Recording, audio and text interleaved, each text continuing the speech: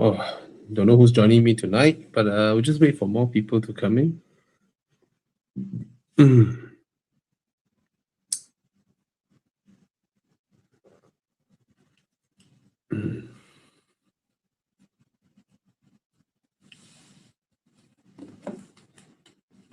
Oh, we have 23 people now. Hello, good evening.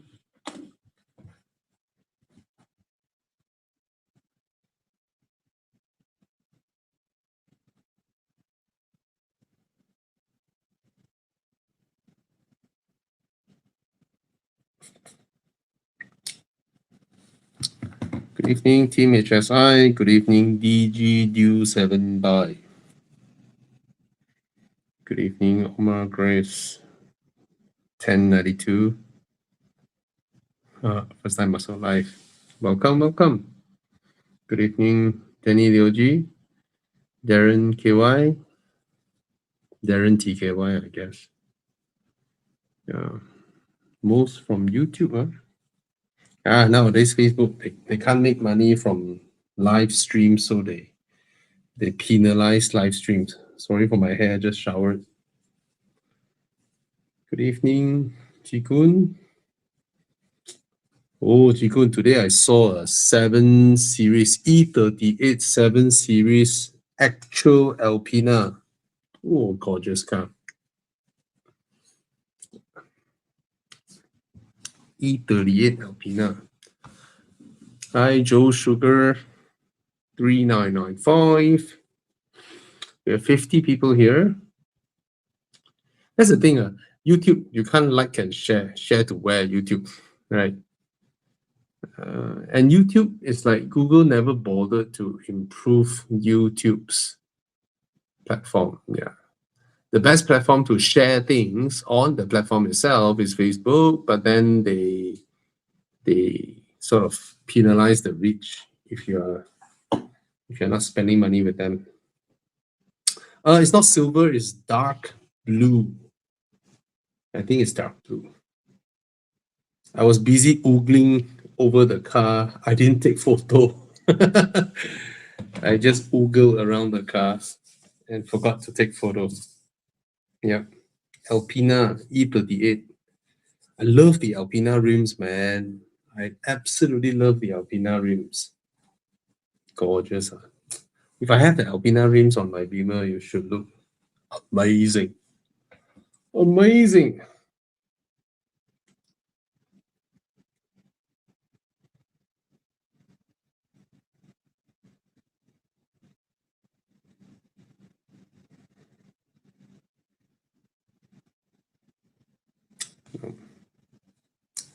Anyone else? 53 people here.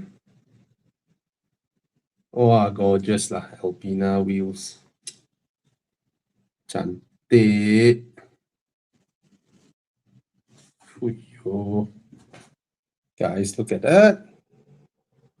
So gorgeous. So damn nice.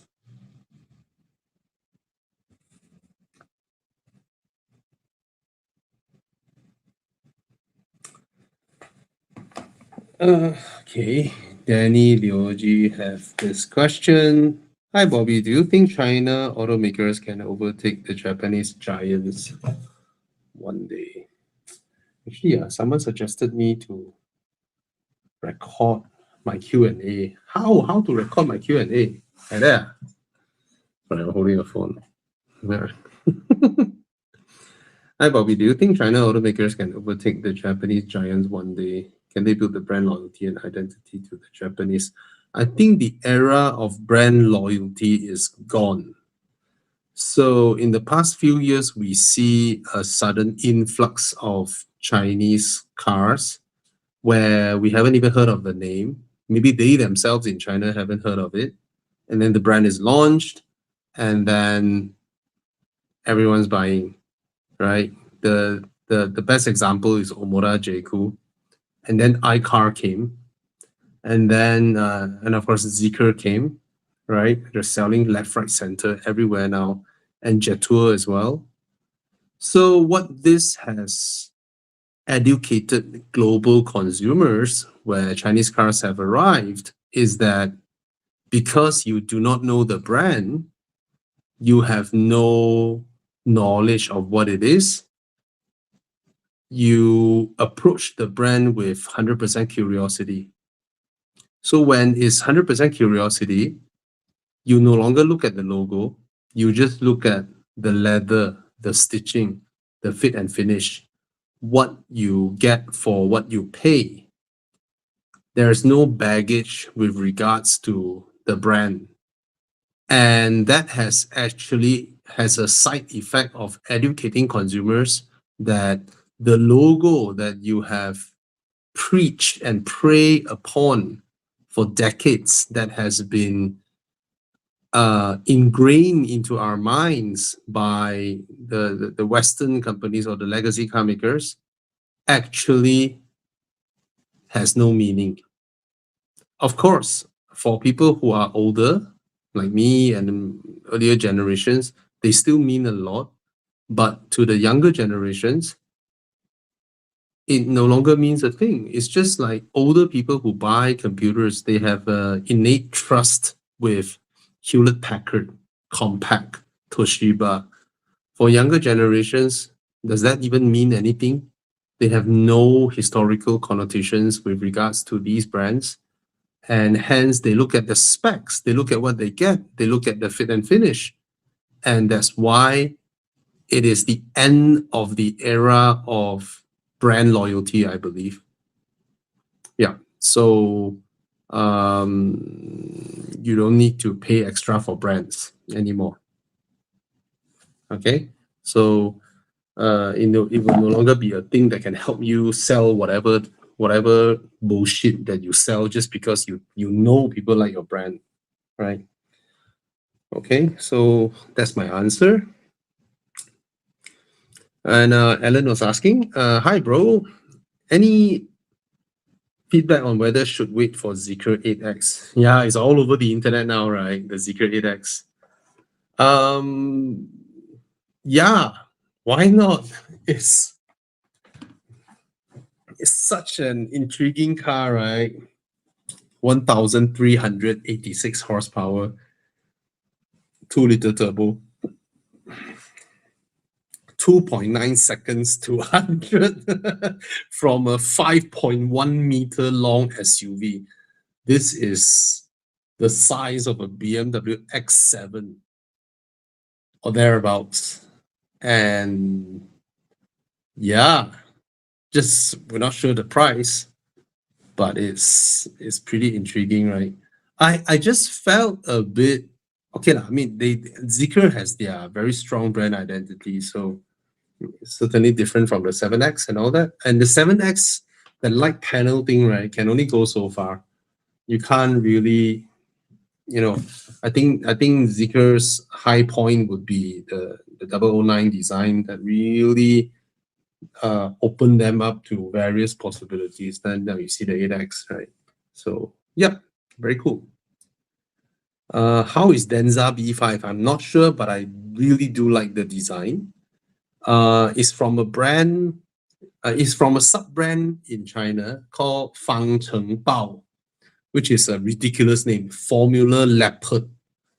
And then they took the car from Formula Leopard and park it under Denza, calling it B5. And then in the Beijing Auto Show, they have a new name for this Fangcheng Bao. Bao in Chinese means leopard, right? So Fangcheng Bao's English name now, or global brand name, has been changed to just Formula, which is a lot palatable, I would say, for normal people. It's like, how the hell they came up with that name? Is a Formula Leopard. Oh well. Okay. Yeah, the car looks good. I'm intrigued, but this whole design theme is a trend now in China, right? Boxy cars that look like Land Cruiser and all that, right? Everyone must pass the litmus test now. Everyone must pass the Jetour T2 test. How much are you offering from a T2, and see what price you are, because the T2 is a market spoiler, right?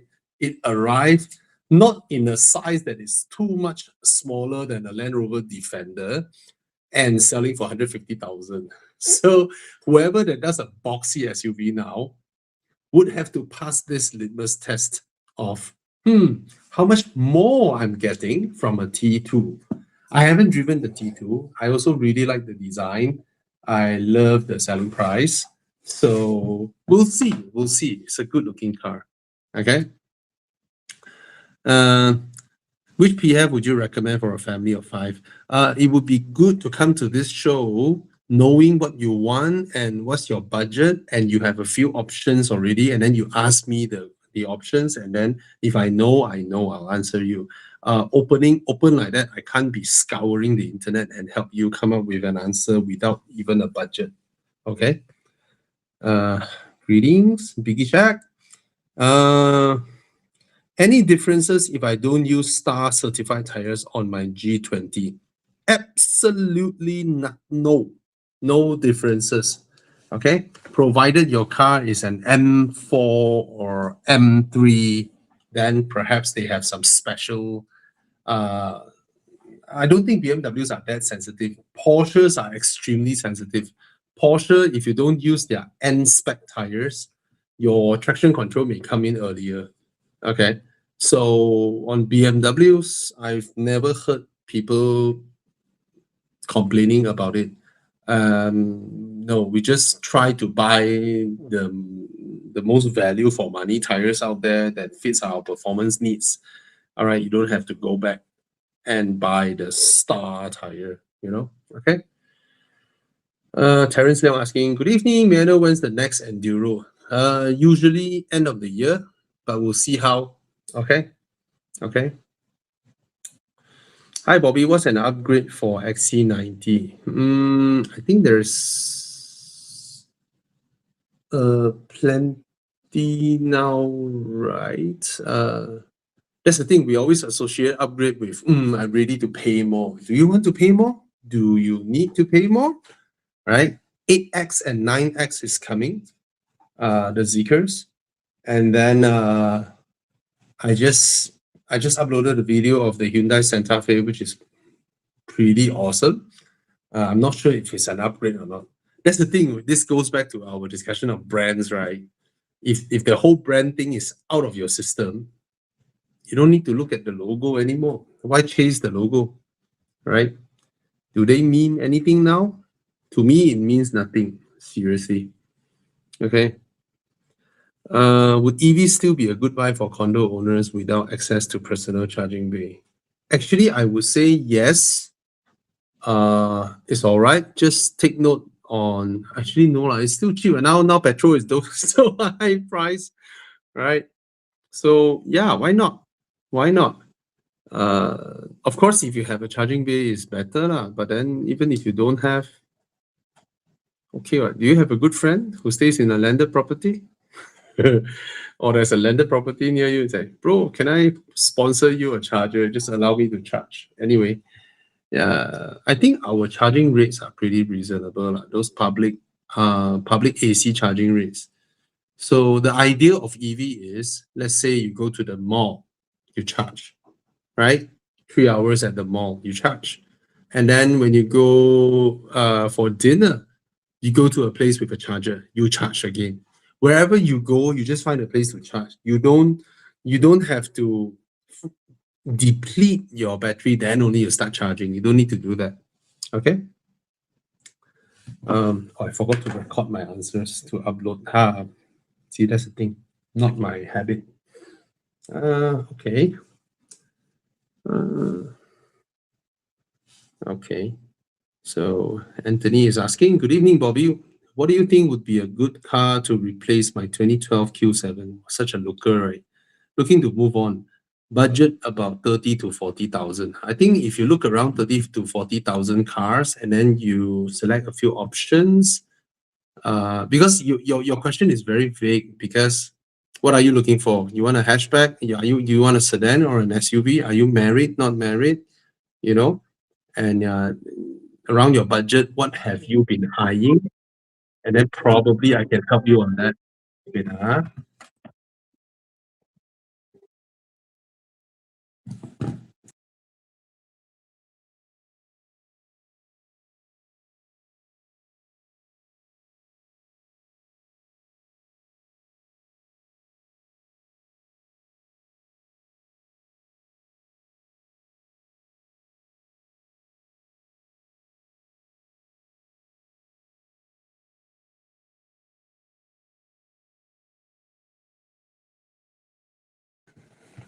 Sorry, my neighbor. Yeah. Uh, yeah. Sorry, that was my neighbor. Yeah, you find a few cars within your budget, then you come back. Then perhaps we can help you. Okay. Uh. Oh. Oh, he was asking why he asked that question because he's itching to upgrade his X330i to a 7X. Now, you see, this, am I muted? Chiang, am I muted again? Why is there a notification that I'm muted? Hi guys, can you hear me? Hello? Uh,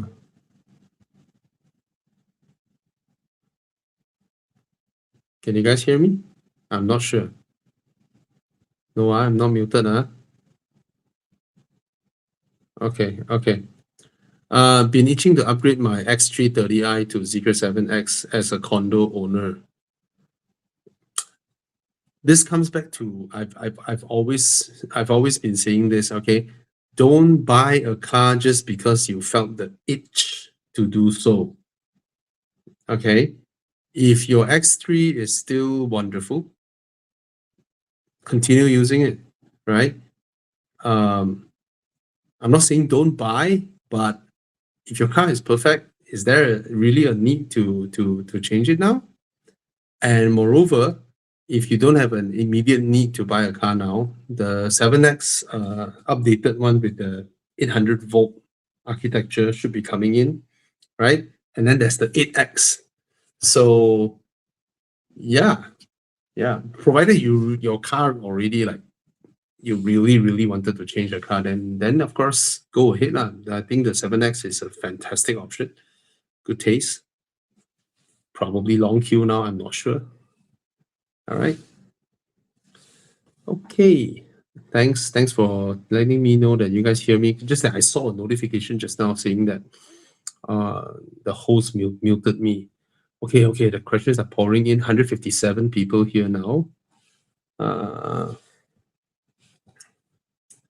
Hi, Bobby. Is a Camry 2020 still worth it? Looking for a daily? Yes, buy. Okay.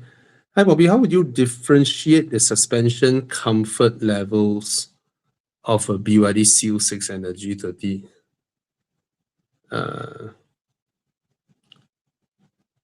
I don't think it's how do I put this? Okay, every time I say something, right, it's in the context of its price point. Okay. Now, some people who are more used to their own car suspension, if they go into a car that is extremely soft and supple, right, they may feel like, oh, it's so boaty, it makes me dizzy, not comfortable.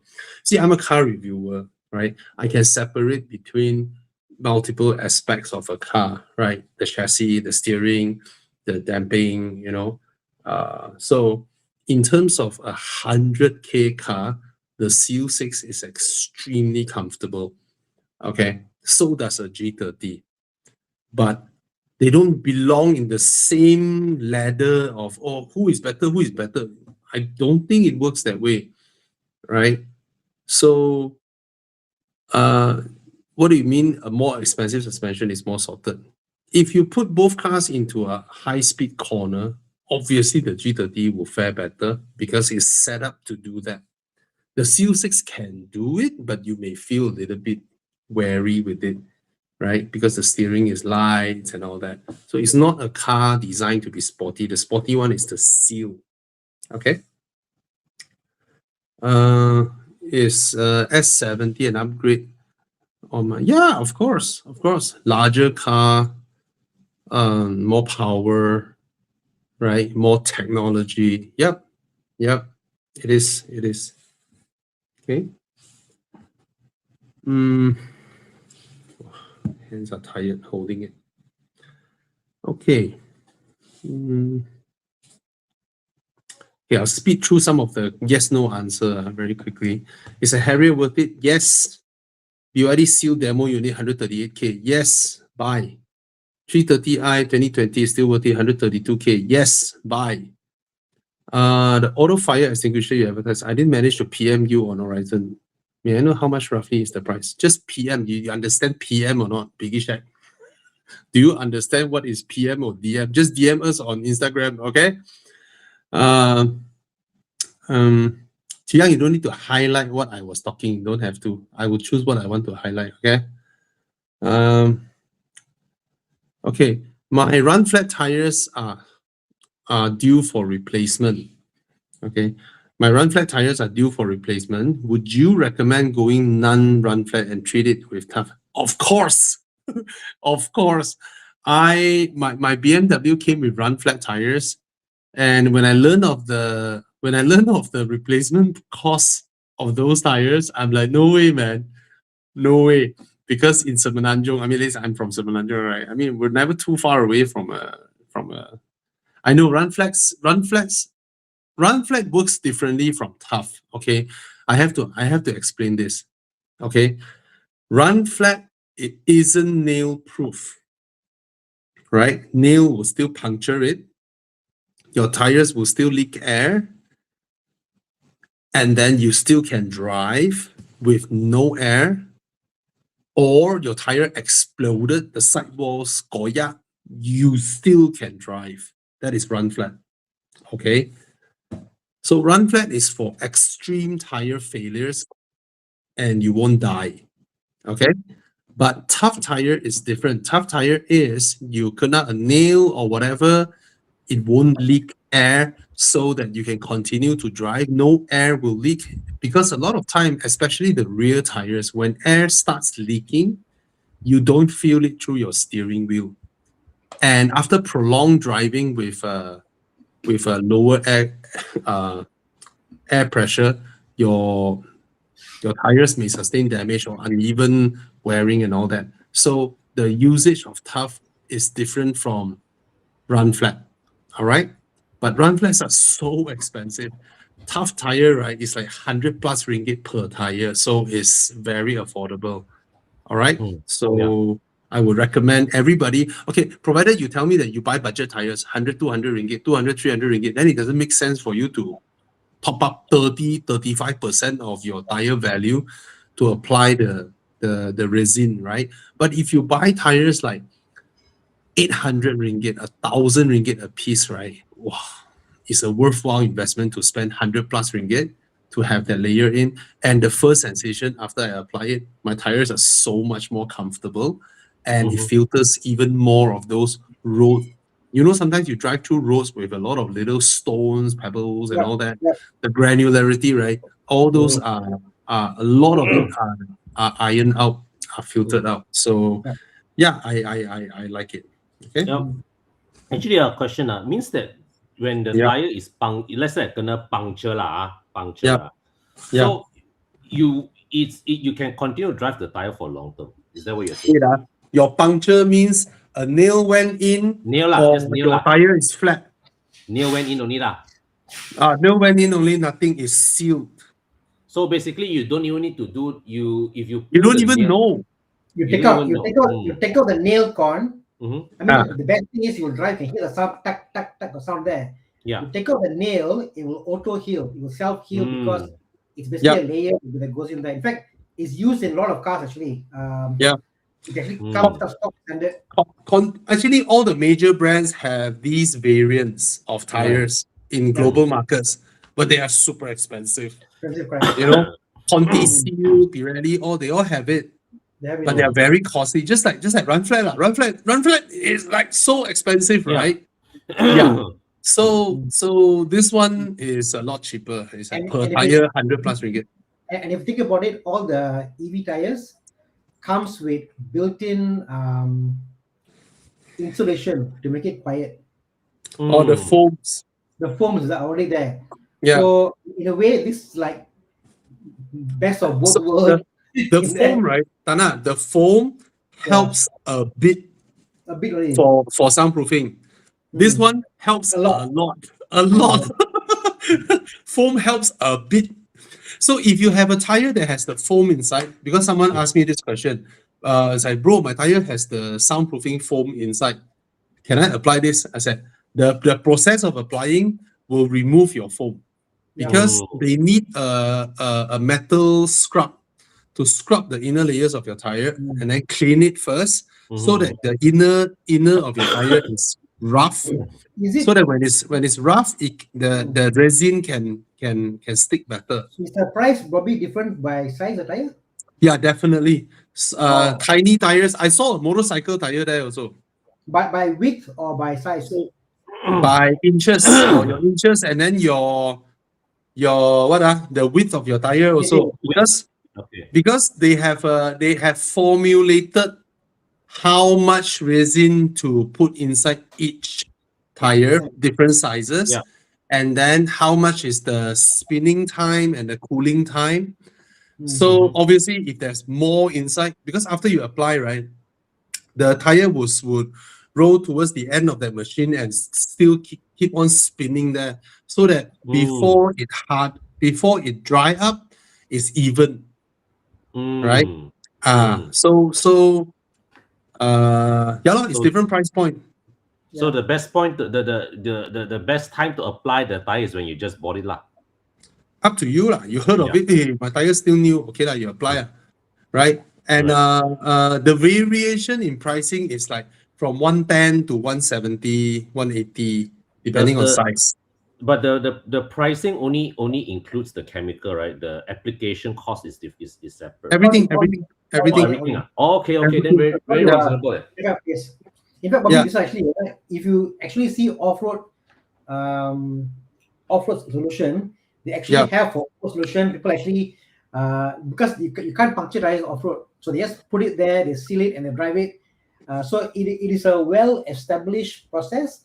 The reason why I think it's not big in like commercial tires is the packaging. Currently, Michelin, whatever, they sell tires. Tires are still stored in the house. Yeah. Within a year, 6 months, they cannot apply to sell because it's a process versus a product. Yeah. So because package of delivery is not there, they cannot. Michelin and Conti can never sell this product because why? It's by installer by installer. It's two different things altogether. So that's why it's not with the tires. Other than that, this is a established thing they use across the world for many years abroad. It's a fantastic thing. It's a fantastic thing. Yeah. You know. Yeah. I think it's. I heard abroad, especially when they got different weathers, they noticed that when using this product, lengthens the wear of the tire tread because now it's more even, it's more it absorbs a lot of vibration, it's deeper, whatever. Because you talk about, let's say, PS4 versus what do you call this? What's the comfort one? Primacy. The difference is the sidewall, correct? The thickness and thickness, correct? But the bottom part, we don't talk about it, correct? This makes the bottom part stronger. So you actually get longer wear, longer use of the tires. So it's a no-brainer if you're using a decently good tire. Your tire has to be expensive enough to make it worthwhile. But again, having a puncture tire is never a good thing, right? Regardless of the price of your tire, right? Let's say you're driving up, you need to be at Penang for a meeting, right? Somewhere after some rest house, ayo, your tire puncture already, air come out already, flat already, So in essence, whether you're in another way of saying it, whether your tire is expensive or poor, doesn't mean your time isn't worth it, right? You don't. Right, you don't want the downtime, right? And then same goes with our auto fire suppression thing, right? Some people will say that my car got insurance. Yeah, your car got insurance. Imagine from the day it burned until the insurance pay out, your downtime lack of car, still Bobby, paying the bank. Yes. Let me rephrase this. What if your car have insurance? Say for they give back the car to you, you know. They fix the car and then send it back to you. Walao. The car Right. insurance now So gone. it's But insurance the give back the hassle. car. Oh my god. You see, everyone with a not special car, when I say special car, I mean something like Supra lah, Porsche 911 lah, or GT3 or something like that, right? If your car is not a special car, right, after someone help you put out your fire, I don't care whether it's a BMW 7 Series or 5 Series or whatever, nobody wants it anymore. Correct. Because you saw your car with all the white powder in and out of the car everywhere, every nook and cranny, right? And then with the burnt plastics, the wirings and all that, the charred paintwork and all that, right? Nobody wants their car anymore. And you are begging your insurance to write it off. And then your mind thinks that shouldn't have put out the fire at the first place. Yeah, please. You'll be like, hey, please burn it down, burn some more, burn some more. Yeah.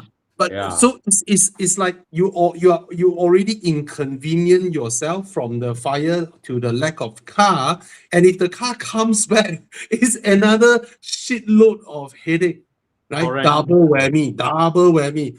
But imagine when your fire just start and then the auto suppression puts it out. All you see is a bellow of smoke. Then you stop your car and check. Then you realize, oh, the thing went off. Maybe my engine got too hot or fire happened. But I don't know. But I don't need to deal with the double whammy. Regardless of your car, whether it's 50,000 or 500,000 ringgit. Because this thing at 1,700 plus ringgit, 1,750, is cheaper than your coating. It's cheaper than your tinting. Correct. Okay, so if you can spend a couple of thousand on coating or on tinting, 1,700 for an auto fire suppression kit, imagine we no longer need to be worried with fire that pop up from the engine bay. All right. And of course, we no longer need to worry when a nail puncture our tire and then air leaks out and then we are stranded on the side of the road, have to change tire and all that. Moreover, nowadays, more and more cars come with 21-inch, 22-inch. You think these tires are cheap, Oh, No, right? it's When you lack air, you have uneven wear from a new tire. Imagine outside is brand new, inside all wear out. Yeah. Kesian tire 2,000 plus ringgit. I'm on their website, Bobby. Tough Tire. I'm talking to you. They made their chart of differences. Something they say here, which is very cool. I didn't think about this until I see their screen. Okay. Yeah. Read this out. Ride comfort. Same comfort and handling, which is very true. Because all the foams and run flat will give you a harsher ride. So only way for you to get the same comfort as your what tires intended for is to use tough pollution. There's no other way. Correct? Yeah. And the corrosive properties is non-corrosive. So it is something that we didn't think about, but the fact it's the same comfort as your tires. People buy primacy for comfort, and then suddenly you put the foam or whatever inside, becomes bad. Actually, it's more comfortable. Correct. Yeah. Okay. One Khalil asking MX5 buy. New Recon valve fire 350k. Is it a big improvement over the previous generation? Yes, it is a big improvement over the previous generation. But if you are one of those, let me highlight this question and record this so I can put it on my IG. So is the new Recon 2025 valve fire worth a buy at 350,000? Is it a big improvement over the previous generation? Yes, it is a big improvement in terms of handling. Finally, the interior feels like a Lexus now because you are paying Lexus money for a Toyota. And the thing is, but for those people who have, for multiple generations, they have always bought the 3.5 V6, 3.5 V6, 3.5 V6. What you will feel now with the 2.4 turbo is the kick-in of the turbo just doesn't feel as smooth as your 3.5 V6. but I reckon the difference in road tax is worth it. And for those who have been driving the 2.4 without 2.5 without turbo, of course you will feel happier with the turbo. But then again, if you're someone who always use your Wellfire for outstation trips and all that, then maybe yes, up and down, up and down. But if you only use it in the city for this 350k, look at the electric MPVs, okay? And I just test driven the Xpeng X9 that day. Oh, I like it. I like it. Now the 009 in terms of absolute plush luxury is unbeatable. Nobody can beat that one. But in terms of driving it yourself, the 009 when it's in comfort mode is too soft. Okay. In sport mode, it's a lot better. But I still felt that car is best being driven by a driver and then you're sitting behind. For those who like to drive it yourself, I think the X9 is actually very nice. And the X9, if you have an active lifestyle, the third row can fold flat into the floor with a push of a button. And that is fantastic, man. And it drives really well. So do not count out the EV MPVs if you don't do crazy thing like morning go to Penang, afternoon you have to be at JB. If you don't do this kind of thing, right? Just in the city with your kids, school run and all that, I would go for the EVs. Okay. Yeah. Actually, you think about it, right? This kind of EVs if let's say within city driving this kind of MPVs EV is the best powertrain solution. Definitely, EV is the best. Okay. Irma 7 bike. Fantastic. Oh, my daughter. Oh, she got me this. Thank you, darling. Wow. Yeah, grapes. Don't sour grape, you all. Sorry, We always happy when we see our friend happy one. Thank you. Okay, I think both are good cars. So all three of us will just answer based on our preference. Tana, which one would you go for? GR86. Con? Same. Me too. I used to answer MX-5, but the GR86 is so good. Yeah. The and it's practical. convertible is like nice, but build quality lah. My problem with MX-5 is my size in that cabin. I feel, yeah. Is the headliner is the windscreen here for you? I have to consciously slouch to keep my head below the roofline. Yeah.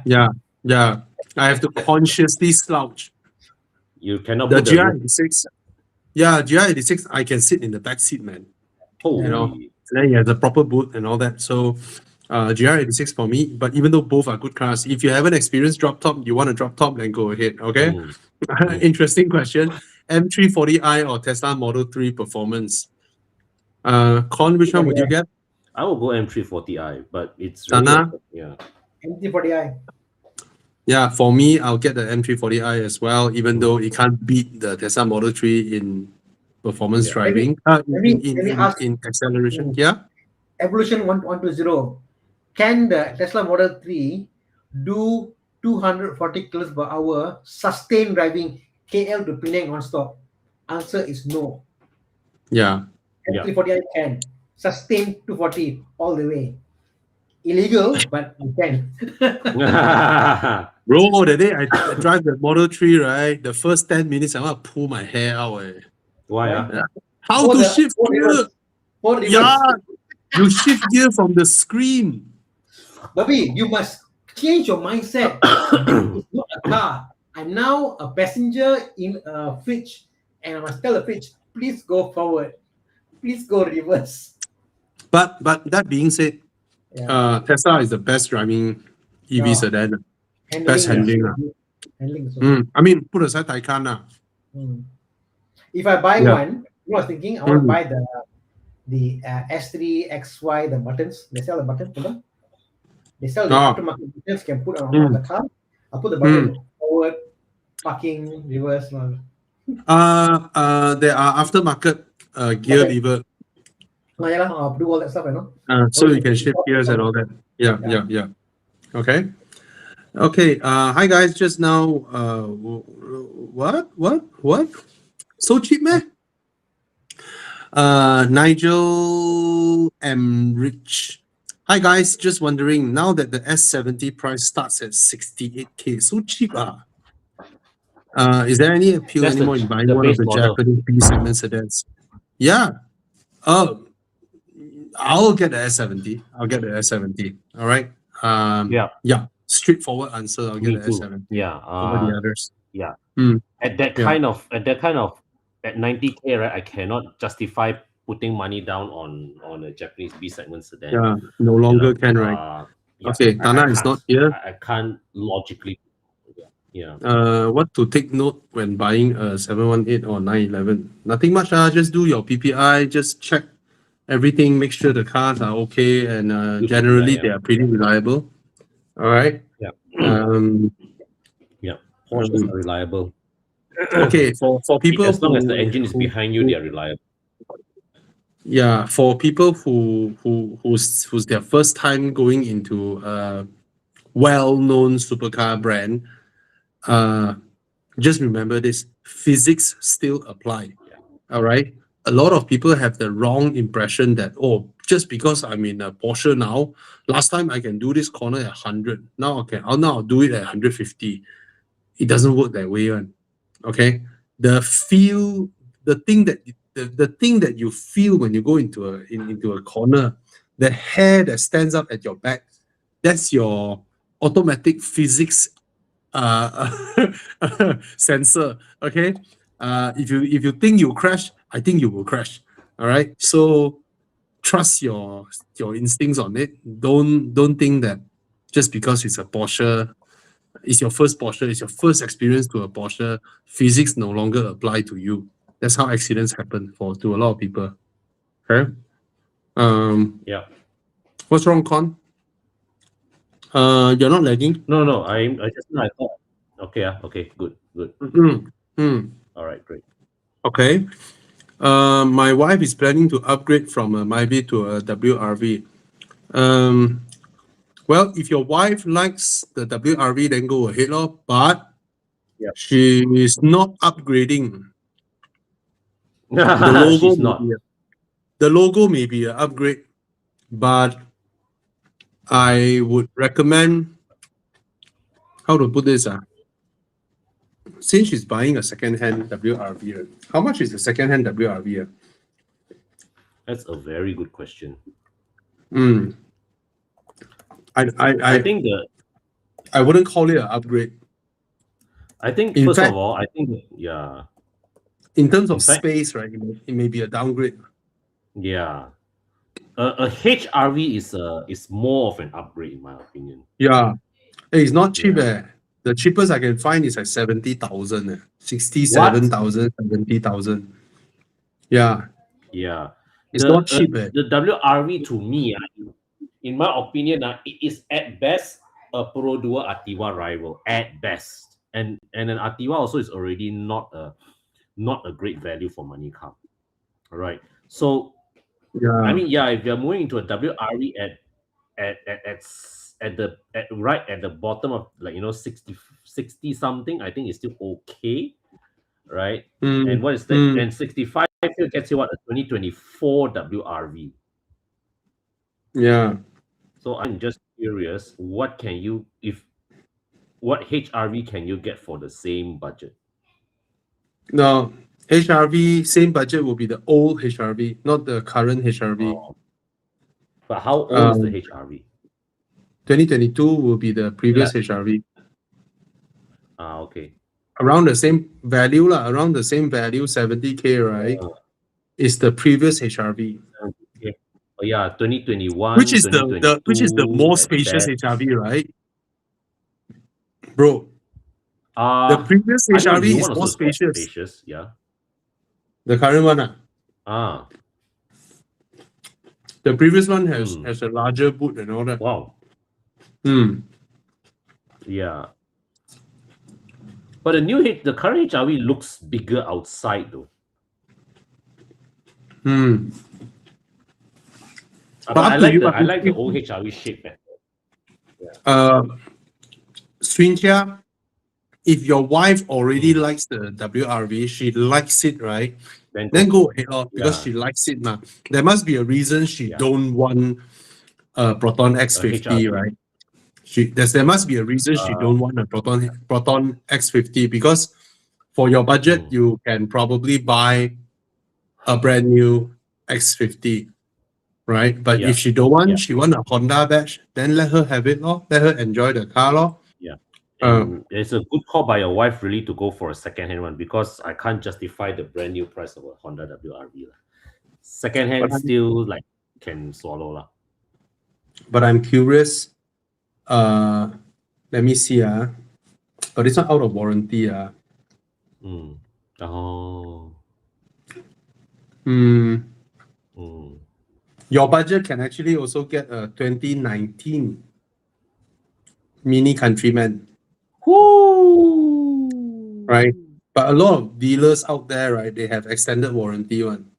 So if you're worried with maintenance, you can probably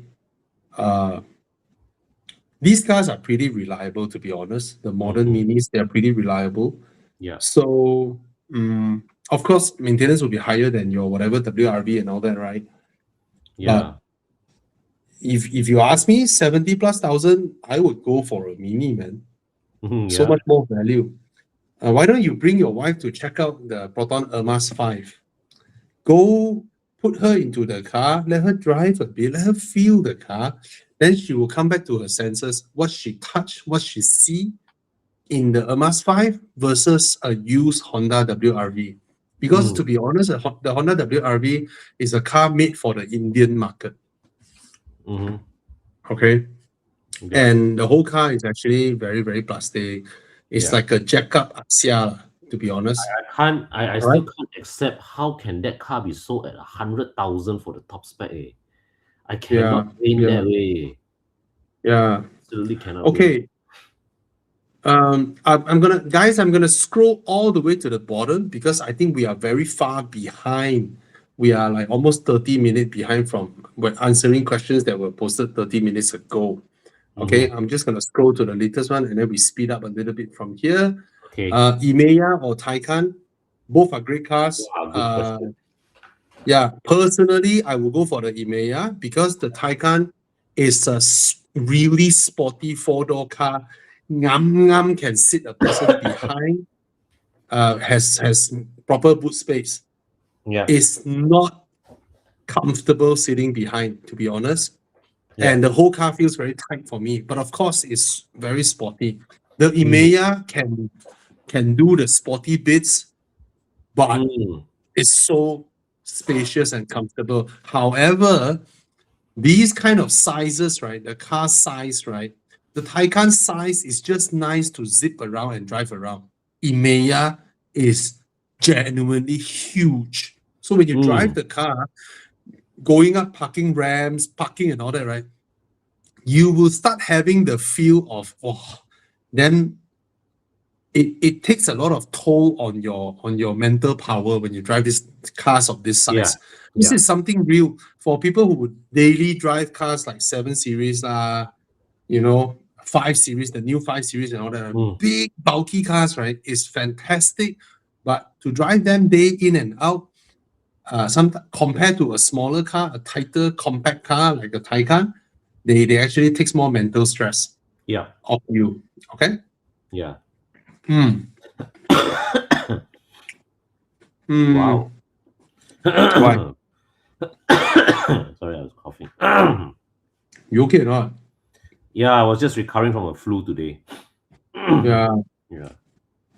Hey, if you're not feeling well, you can go rest, bro. Okay lah. I have a bit of time to spend with you guys here. So, what did you saw? Simple one. Eric, AMG E43 or CLS 450. E43 for me lah. If the CLS, this generation CLS feels very, very unresolved. So it's 2017 AMG E43 or 2018 CLS 450. I think both of us will prefer the E43. Yeah. Agree. Yeah.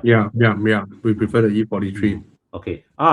T Ashraf, C43 Coupe AMG. Is it a good car?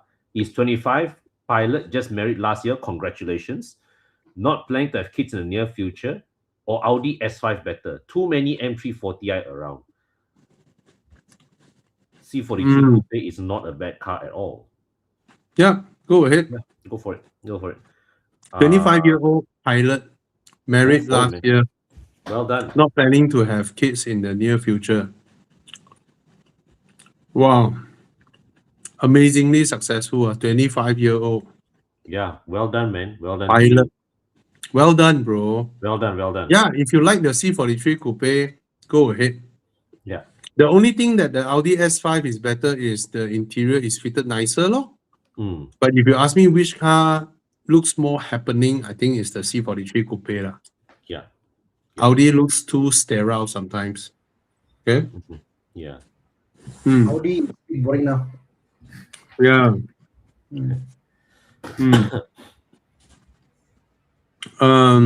You okay, Dana? I'm good. I'm in the shop. Okay. now. Wow. Hardworking man. Oh, Yeah, man.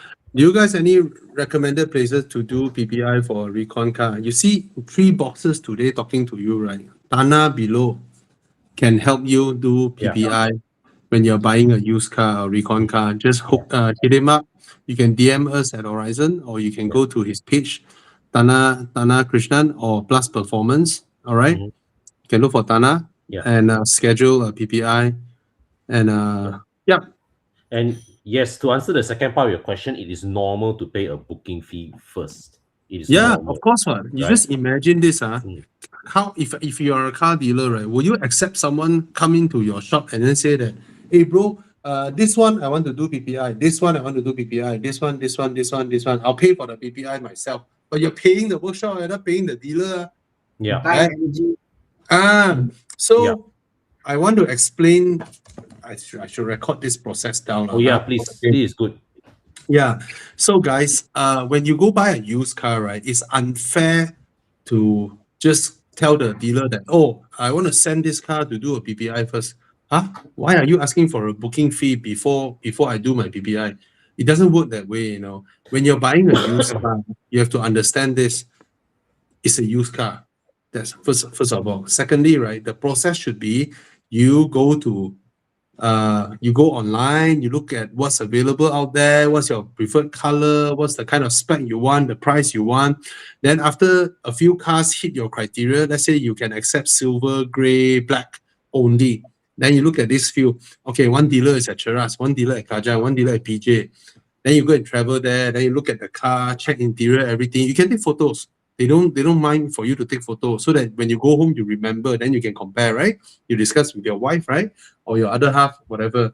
Then after that, it's like, okay, I think I want to, I'm serious. So if you're serious, if you're buying with a loan, prepare all your documents, all right? Prepare all your documents, hold them in your hand, show them you are serious with the purchase. Photostat your IC, your driver's license, your bank statement, everything. You prepare how many set, however many set you want to apply, you just prepare lah, right?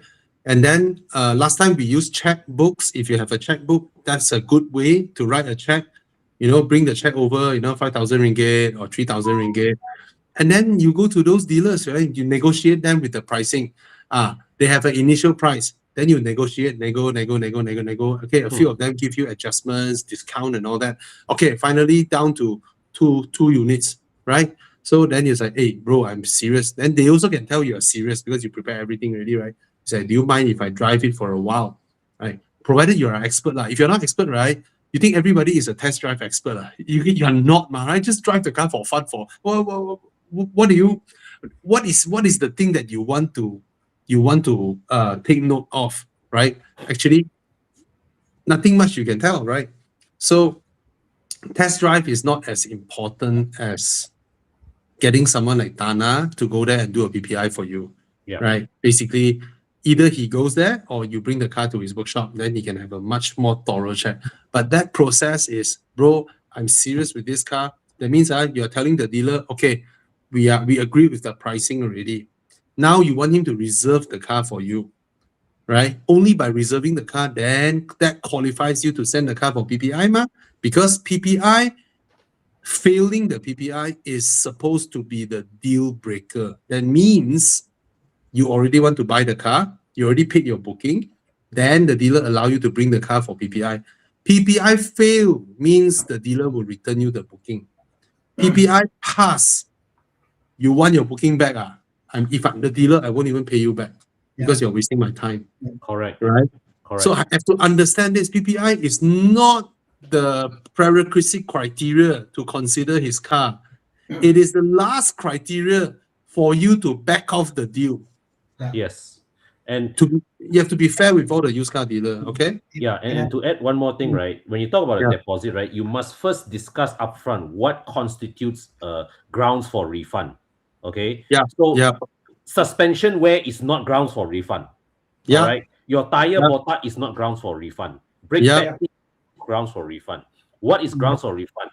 Right? Signs that the car was in a severe accident. Signs that the car was in a flooded. Right? Engine leaking oil severely, white smoke, all that. Right? Like chances that that if the PPI reviews that this car in 2 months will need to change engine. Yes, that or change gearbox.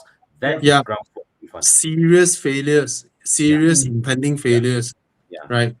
That's the grounds of backing off from a deal. Correct. Usually PPI is deal already, just to make sure no major issue. Yes.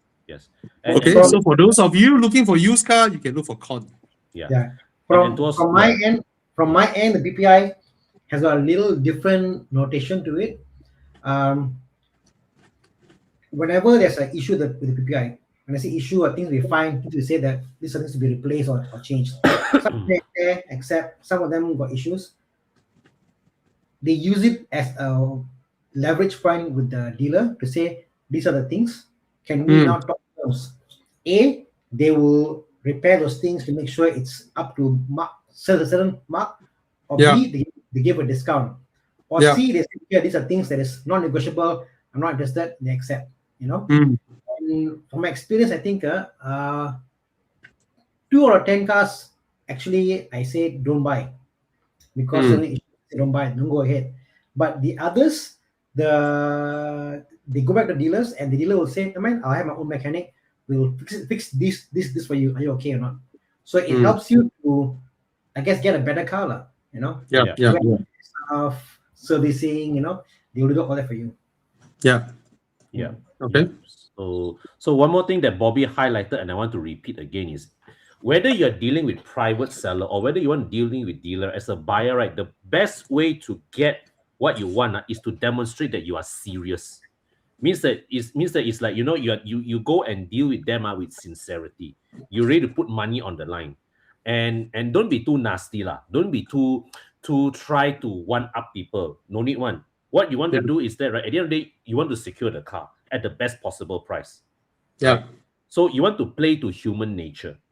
And the best way to play to human nature is don't be nasty to people. Be reasonable. And chances are just to answer Jason Tan, dealers will have their standard booking form, right? Your name blah blah blah, what car model blah blah blah. Okay. There's a lot of things you can add in when you decided to ask him to block the car for you, right? You and him can have if like that, then you write down, or you ask him to write down, or if their booking form is office computer generated, make sure it's typed there, right? Yada yada yada yada. This is the condition. Then he can back off, right? In case of you can back off, right? Or a simple one, you can record a video. Hey bro, don't mind I record a video. We record this conversation so that we have proof, right? So those are ways to make sure everybody. I'm not saying people are out there to cheat, right? Nowadays, right, with social media and everything, right, very few people is out there to cheat. Everyone just wants to make a living. Everyone just wants to make a living. Okay. So you can put it in black and white. You can have video recording of what he promised you. You both, then make it a deal that is happy for both sides. Then that's the better. Correct. Huh? It's about win-win lah. Okay. It's about win. Yeah. So no one way ticket lah now. Okay. Right. People forget they have the upper hand with the used car, not the other way around. Yeah, it's a used car. Irma 7 or iCar V23. I would say both cars are good cars. Irma 7 is very utilitarian, right? Yeah. It has a nice, comfortable interior, blah, blah, blah, blah, blah, everything. The iCar is so stylish, Yes. Yes. right? Yeah. You park Yeah, next to a Defender, right? You can park next to Defender and the G class like it's like you belong there. yeah. Yeah. Look at Con, right? If he drive an iCar, right, he will wear shades, he will gel his hair, right? He will wear some more stylish clothing and all that just to fit the car, right? Yeah. For me, uncle at that, okay, I think I drive Irma 7. But if you ask me both cars, which one I like more, definitely the iCar. I like the iCar more. Yeah. Yeah. Okay, it's more stylish, and you're not paying a high price. You see, to be this stylish, right? You have to pay 230,000 for the Smart, Yeah. or 280,000 for the Mini, Mm-hmm. right? But now you can pay 119,000 for the V23. Crazy. 119K, and you look so stylish. You Crazy. park your car next to a G-Wagon. These are Right? crazy good times, man. Your car is 119K. The Jimny 5-door is 199K. 80,000 ringgit more. 80,000 ringgit more, the Suzuki Jimny. Right? And you look just as stylish as all of them. As the G-Wagon, as the Tank 300 and all that. You are Crazy good. same. Yeah. Hmm. Okay.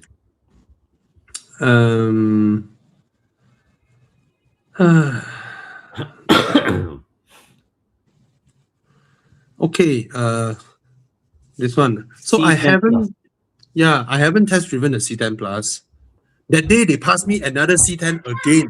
So I thought it's a C10 Plus. Then I drive, hey, same shit, wait.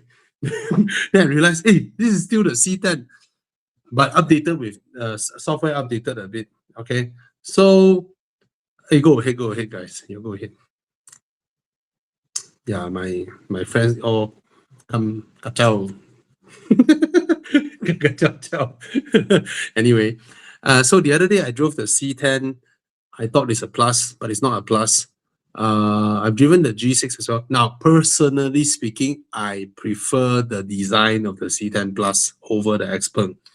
But last week live show, I think I remember I answered this question. I said, don't compare Leapmotor and Xpeng together. It's an insult to Xpeng. Why? Because Xpeng is a different company. Xpeng invests a lot on full self-driving, really advanced self-driving tech, robotic tech, right? Drone tech. Xpeng is a totally different company from Leapmotor. Leapmotor is in China just to sell car, right? Leapmotor is like what? It's like trying their best to compete with BYD, see who can out cheap and one another. I see who can cheaper. You think you are cheaper? Let me be cheaper than you. Leapmotor is currently the number 3 highest selling Chinese brand in China. Number 3, EV. Leapmotor is no joke, okay. But in terms of driving tech and all that, I think Xpeng has the upper hand because the Leapmotor's adaptive cruise control is really so-so only, really so-so. Okay, so I'm curious how much they can improve in the C10 Plus. Okay, I don't think both companies are of the same level. Totally different. Okay.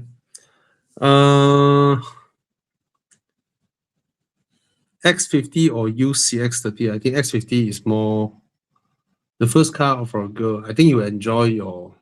Okay, the Mazda 3 hatchback is so sexy. I cannot deny that. It's super sexy. And if you're a girl driving it, okay, I'll just buy the Mazda 3. Every girl looks sexier driving the Mazda 3 hatchback. Okay, it's so pretty. Just buy the red color. You look so gorgeous without paying top money. And then you have very cheap maintenance. Okay, and it's fuel efficient. And the car is just so sexy for a lady. All right, just buy the Mazda 3 hatchback. Beautiful car. You will dress up nicer. driving your car, I believe, because it's such a good looking car and interior quality is top notch. The screen technology not much, but I cannot recall for the life of me that has Mazda now got Apple CarPlay, Android Auto. I can't recall.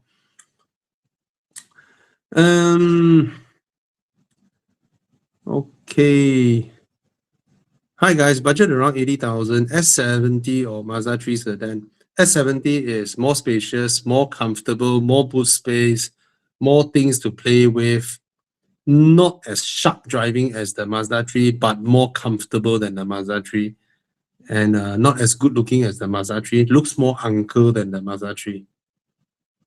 Okay? Definitely fuel consumption higher than Mazda 3. Confirm.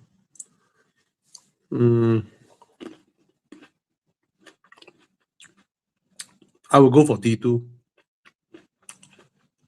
Yeah. I will go for T2.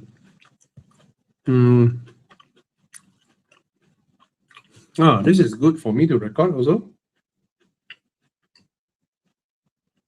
Hi, Bobby. When servicing a car, does the engine oil brand really matter?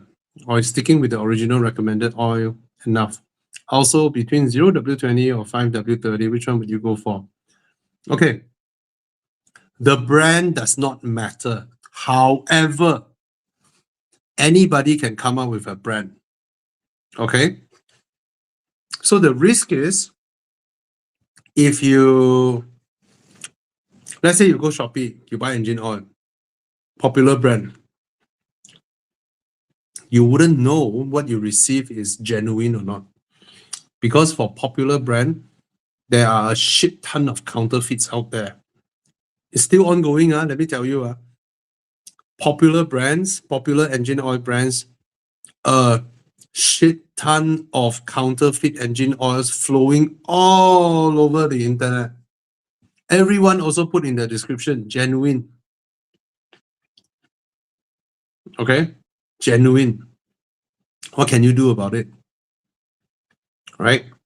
So, buy oil from petrol station is a very, very safe bet. Okay? A couple of years ago, when Malaysia still have Tesco, I forgot it's Tesco or Carrefour, they recall a big batch of engine oil. Why? Because those are fake. They don't know. Somebody supply it to them, give them a healthy margin. Then they let the guy sell at the floor. They are not experts. How are they going to check whether it's genuine or not? Eventually, those are counterfeits being sold in a hypermarket. Can you believe that? It happened. It actually happened. Okay? So, that's the first thing. So whether your brand is Mobil or Shell or Castrol or whatever, right? It doesn't matter, one. Because all these big companies, even a lot of smaller companies like Revenol and all that, right? They actually have the proper certification, the proper certification from the car manufacturers, right? Approved type. And there's a lot of oil brands also. I tell you, if I want, right, I can come up with a Bobby Ang engine oil tomorrow, right? Because there are so many factories, I don't know, in Sungai Buloh or Port Klang, or like, it's just like cooking sambal, right? You put in the ingredients, glung, glung, glung, glung, glung. You just buy the raw material, glung, glung, glung, glung, glung. Then you do your own packaging. Yeah. Okay. So take note on that. So buy from reputable brands that has the certification, the source are okay. Big workshops generally all their sources are proper genuine oil. They won't risk their reputation. Now back to this 0W20, 5W30. I would say Malaysia, the lowest you should go is 5W30. I can't imagine there is an engine that was designed to run 0W20. These extremely thin engine oils, right, is just to let you have the perception that your car is very revs happily, feels more powerful, and fuel consumption low. But for our weather, reliability sake, I will stick with something thicker like the 5W30. 5W30 is the very, very popular viscosity for performance cars, performance sedans, your BMWs, your Mercedes-Benz and all that. It's pretty common, you know. Of course, many, many years ago, there was a BMW M5 that was specified with a very thick engine oil, 60. You know, is it 10W60 or something like that? Okay. So I would just stick with 5W30 and the brand doesn't matter. And expensive doesn't mean is the best, cheap doesn't mean is shit.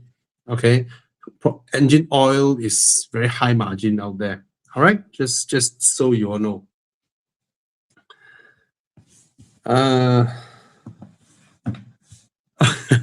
Yeah, the Santa Fe seat, right? The zero gravity seat is superb. Okay, okay. Sorry, wow, so many questions again. We have how many people here? I can't see. Oh, 234 people. Wow. Wow. Okay, I'm gonna drink some water first. Sorry. Throat dry. Getting old.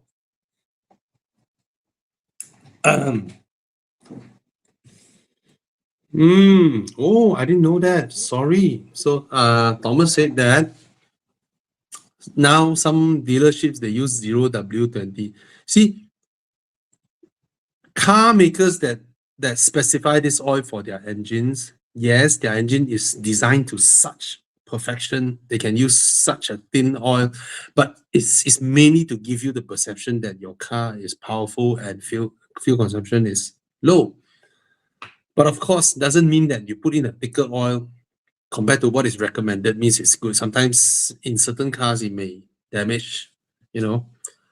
Oh yeah, Mike Yap is here from Mike's Garage. 10W60 for high revving NAM engines. So that will be the E92 V8 and of course the E60 M5 V10. Okay. I prefer the Atto 2. The Atto 3 is an older generation BYD product. If you go into the Atto 3, right, you look at its interior, right? You look at how the plastics were fitted, the use of material and all that, right? You can certainly tell this is an older car. The Atto 2 is better than the Atto 3 in every way. It's a more modern, it's not as handsome as the Atto 3. Atto 3 is a very good looking car. I cannot deny that.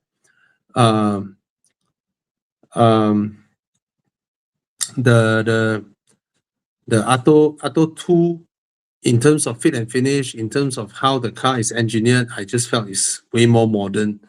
And I don't feel that the inside is tighter than the Atto 3. So I would definitely go for the Atto 2. Okay. Okay. But this is going to be my first car I'm going to purchase on my own. 33-year-old. Current car is a Peugeot THP 1.6 2016. I'm looking at the Leapmotor B10 or the Irma 7 or Jetour T1. What's the Jetour T1? Apa tu? I only heard of T2. Ayo, the car's coming nowadays. Jetour T1. Let me see. Oh, very good looking. Walao. Huh? Why is T1 same price as T2? Apa ni? T2 is 156,000, T1 is 153 . Ini macam pun boleh . Very handsome . Nice way. Go test drive, go test drive. All three are good cars. The B10 and Jetour is more stylish, I would say . But some people like the design of Irma 7 PHEV. Some people like that kind of design, right? Some people like smart Brabus design. Some people like Zeekr design, right? Zeekr is in the same category as the Irma 7. The more sleek, you know, the more Seaman, the more how do I put this? More proper, more executive looking, right? Whereas those are more stylish, funky looking kind of design. All right.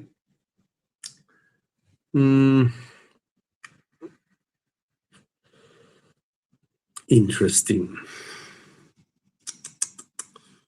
So nice, Chinese cars now, 120K, 130K. You get awesome shit. Last time, guys, when the Honda Jazz first arrived in Malaysia. Okay, let's not talk about Honda Jazz. Let's talk about the Nissan March. The Nissan March from 2004, 2005. That car arrived Malaysia 130,000 ringgit. Then the Honda Jazz 140,000 ringgit.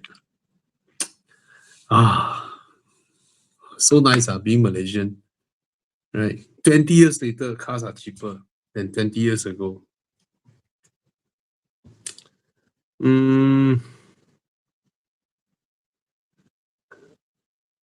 This question is like asking, Bobby, if you have a choice of buying a German car, which one would you choose? I would choose the SLS AMG. Right. I mean, there are so many Chinese cars, right? What is your question? What is your budget and what is your question? Yeah, that would be a nicer way for me to find an answer for you. Yep, they have been milking us. Milking. Yeah. Hi, Dana. Is everything all right? No, I'm just checking out my staff. They're doing some work, making sure all okay. You are still in the workshop rushing some work. Yeah, lah. One thing, like, I just cannot solve. Like, what the hell is this thing? Like, timing belt. It's like a product came. So the belt itself, is it a defect in the belt or what? Trying to solve. Anyway, another thing. Chinese car Malaysia. You know what, Bobby? I had an idea. Yeah. Penang Auto Show, they said, wow, all China brand EV, and then there's a Korean brand and Proton, correct? It was Japanese, it was Korean, one Korean Kia, and then there was Chinese and Proton. And they say, wow, what happened to the local other company, whatever? I was thinking, you know what? In today's market, if Bobby Ang made a Chinese car auto show, sure pack one, and everyone want to come and see. Correct? Because we want to see the Chinese cars actually. Actually, sometimes, right, all this motor show, right? Yeah. I find that when Perodua don't support, right? Whether they have new things to push out or not doesn't matter, lah. Yeah. Hey, half the cars that are sold in Malaysia are Peroduas, Yeah. And they don't spend the money to support this kind of local motor show. Yeah, it's actually correct. pretty shitty. Yeah, correct. Earn money, earn. And then, do you support the industry back? You don't. You just earn the money and then what? Huh? I think the Produas reinvestment arm isn't right, because you make all the money, you sell subpar products. And Toyota is sitting there quietly counting money. Why? Because every Perodua's engine, gearbox, chassis is from Toyota Daihatsu. Biggest shareholder is Toyota anyway, So, technically speaking, right, Geely has a Proton brand in Malaysia. Toyota has a Perodua brand in Malaysia.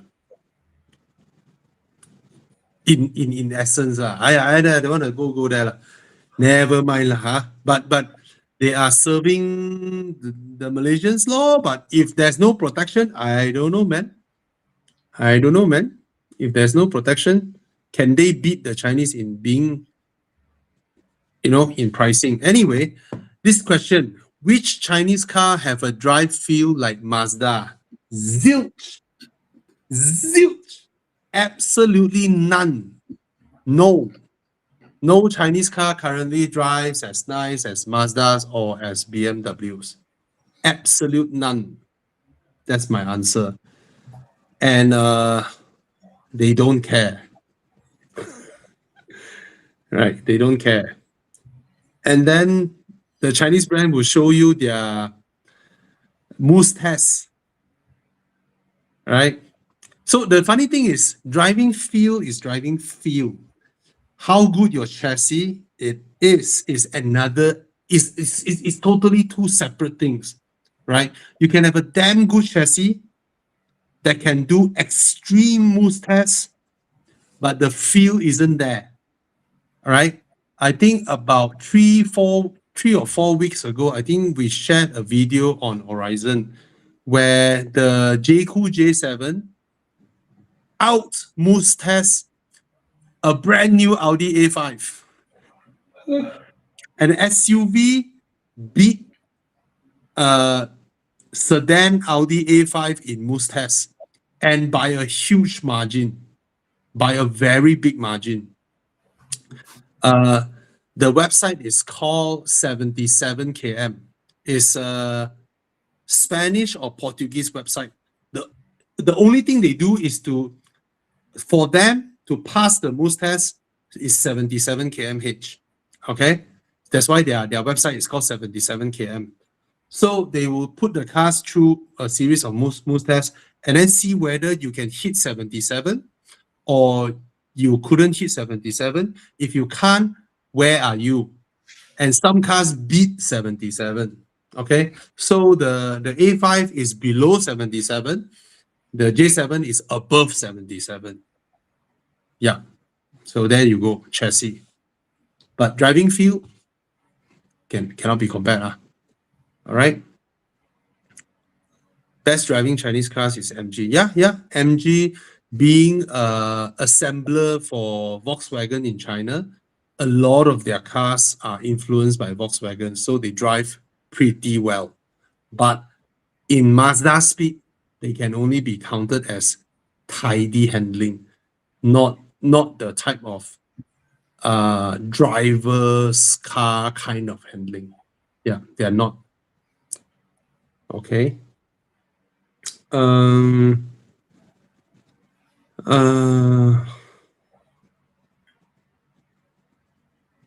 Dana, you want to answer this? For me, I will warm up my car when I drive. Depend when low. If early morning, I will definitely warm up the car. If early morning drive. If midday, whatever, get in the car. By the time you on your radio, wear a seatbelt. 30 seconds, okay, like can drive, But I won't push the car.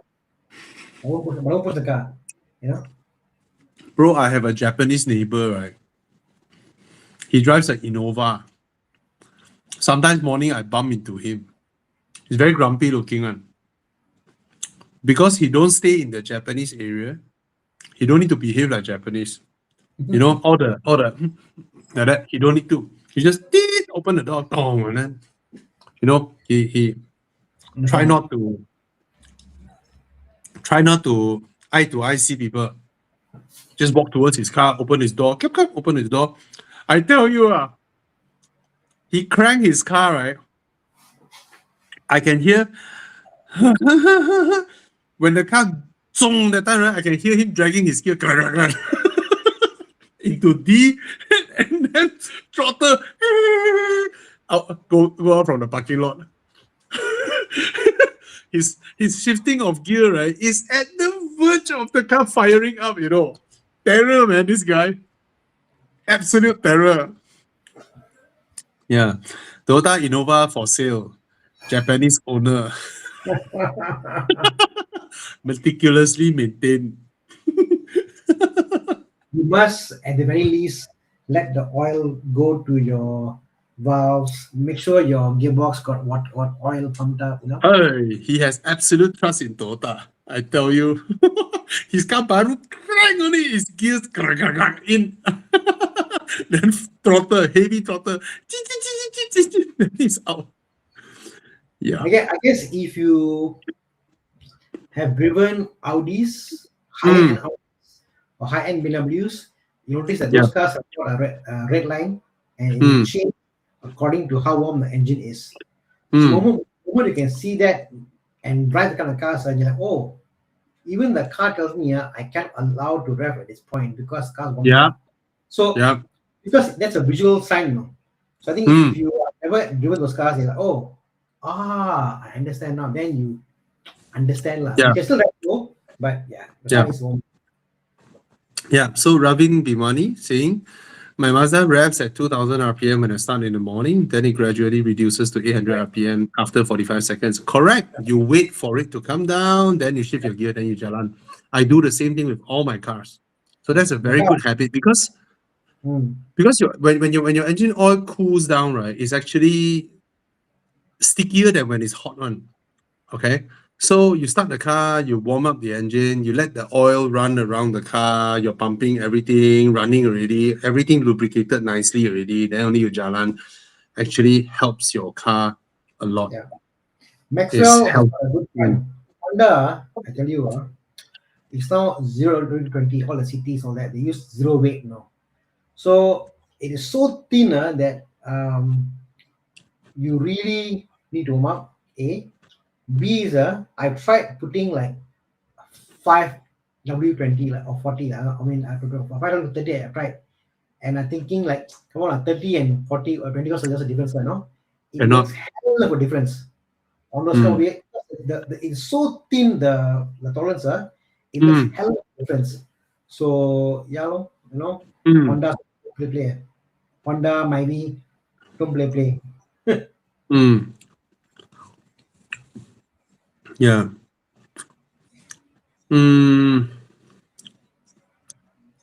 I mean, King Ready says, I need to work as close to my neighborhood. Again, depend what car, because some cars you need the oil pressure to build up and Yeah. go through the. So it's just better even a minute, like a minute is like you get in the car, put seat belt on, just mirror, radio station, all okay, not okay, check.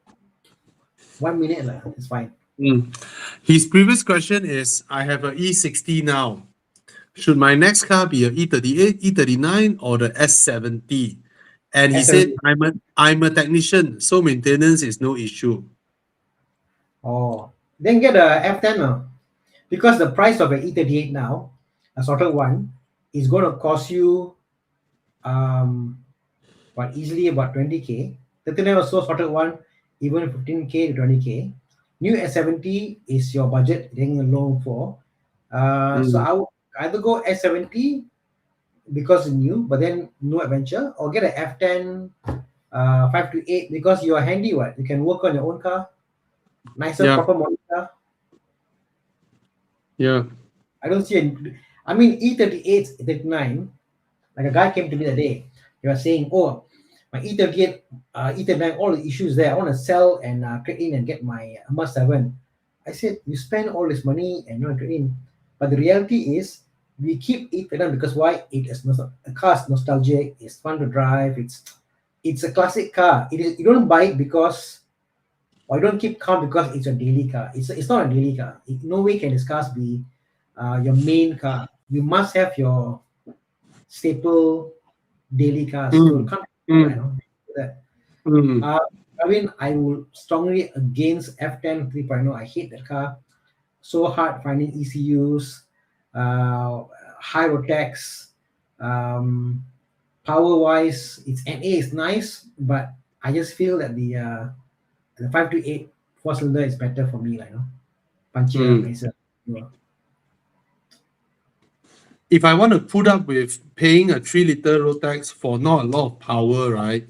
The car better reward me with the kind of old BMW feel. Yeah. Right?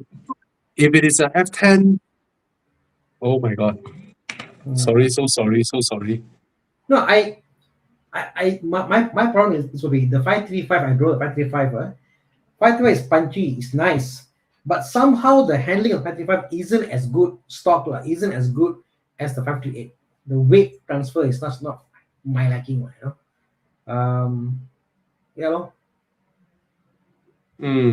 But that's the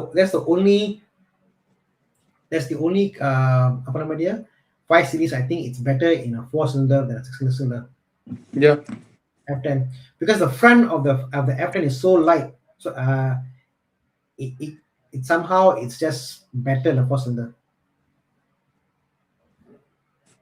Yeah. You get what I mean just now, right? If I want to, pay 3-liter Rotax for no turbo, I might as well be in a E38 or E39. Okay, Tana is gone all of a sudden.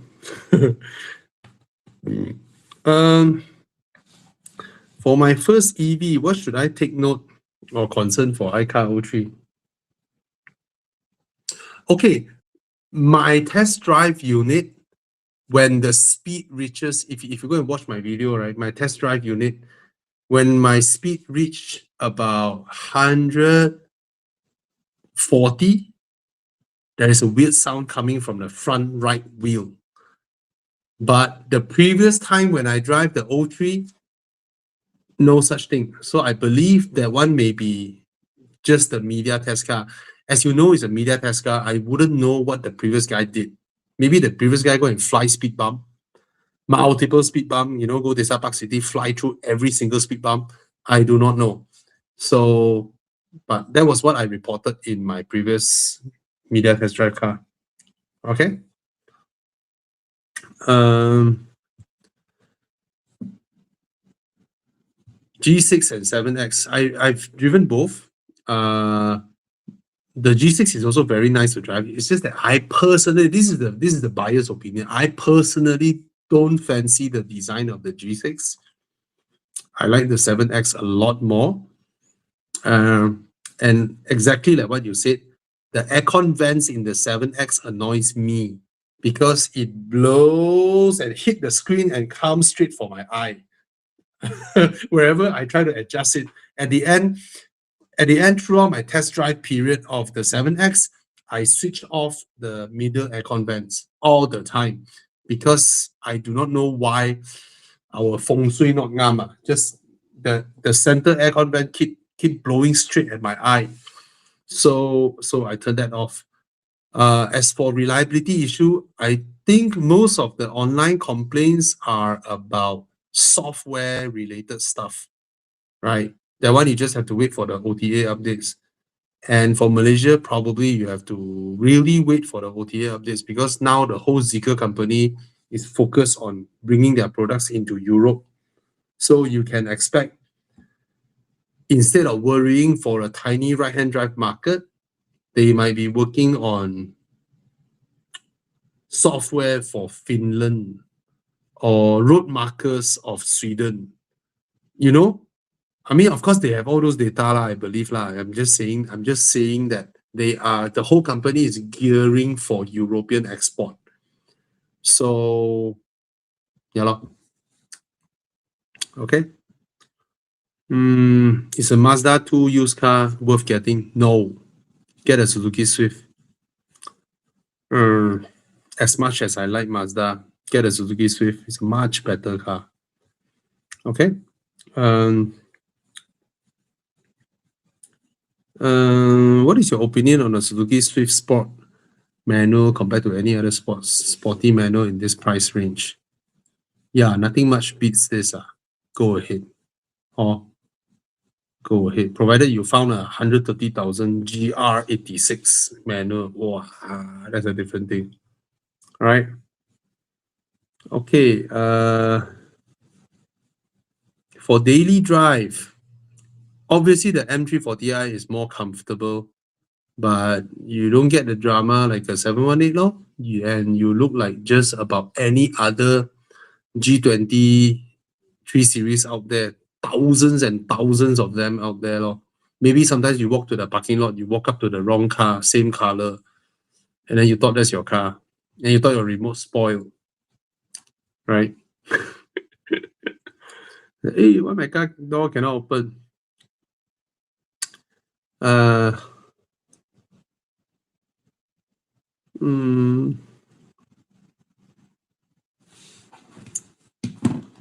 This is interesting. This is an interesting question.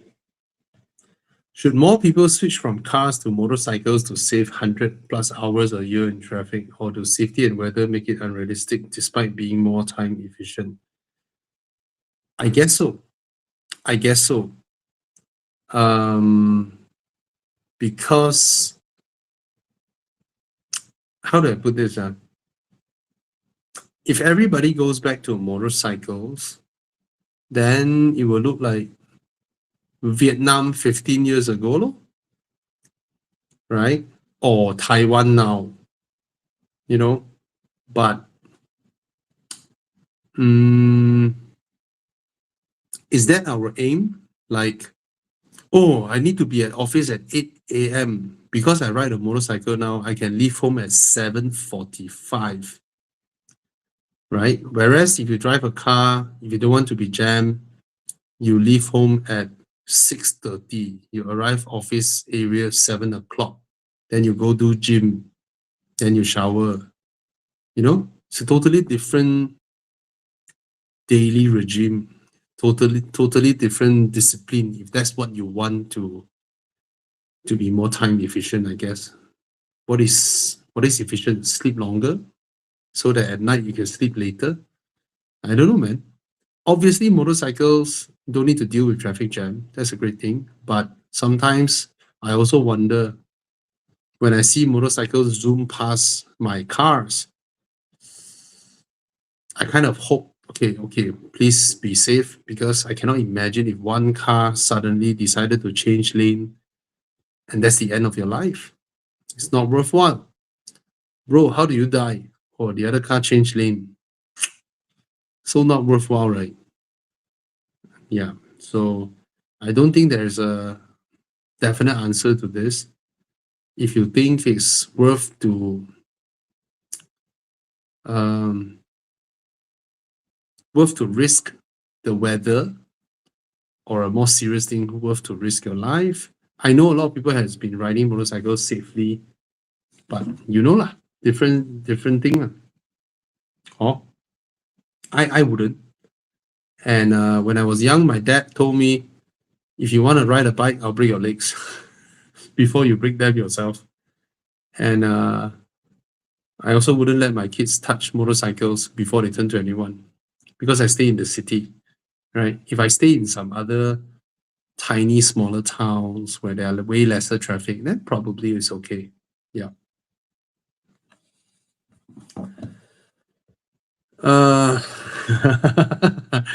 This one. Okay.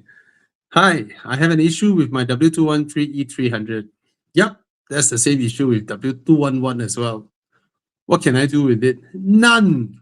Change your suspension to adjustables. Change them higher. Yeah, just jack up your car higher. Yeah, it's a design error from Mercedes-Benz back then. Yeah, nothing you can do. And it happened to both generations. Oh well.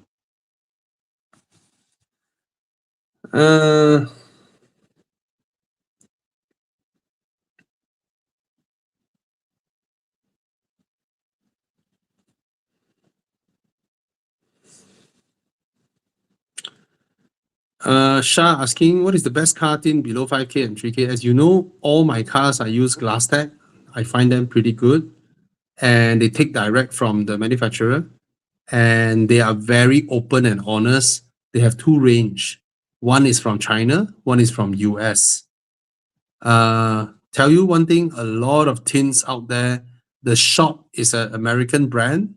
When they apply it to your car, probably the front windscreen is the American brand with the QR code or whatever serial number. The rest of your windows and the rear windscreen is some China brand that they don't want to tell you. That happens a lot out there, and Glasstec doesn't do that, which I know the boss, and they are a regular sponsor of our events or whatever. So my tints are all using Glasstec, which I really like it. And now they also source in China tints, and they explicitly make it clear that our China tints are engineered for EVs, because it's clearer, because a lot of EVs are double pane glass, dual layer. Okay, so you can check them out. I have used their tint for many years, and so far it's very good. All right. What the heck? Okay, that's an interesting question. Brand new Proton S70 or a Mazda 3 hatchback 1.5 or a used GR86. So the car guy in me will scream GR86, because this car used to be 240,000 and now it's 130,000. Out of these three, the GR86 is a proper driver's car, and yet is pretty practical. all right, and it's more comfortable than the Mazda 3. Of course, the most practical car here is the Proton S70 lah, but there's a lot of things you can do with the GR86 that you can't do with the Proton S70. Say, for example, someone organized a drift class, like Zenlo organized a drift class. You can go with your GR86. You get what I mean? So, yeah, it's different. And I believe resale value of these three cars, the strongest will be the GR86 from now onwards. Okay?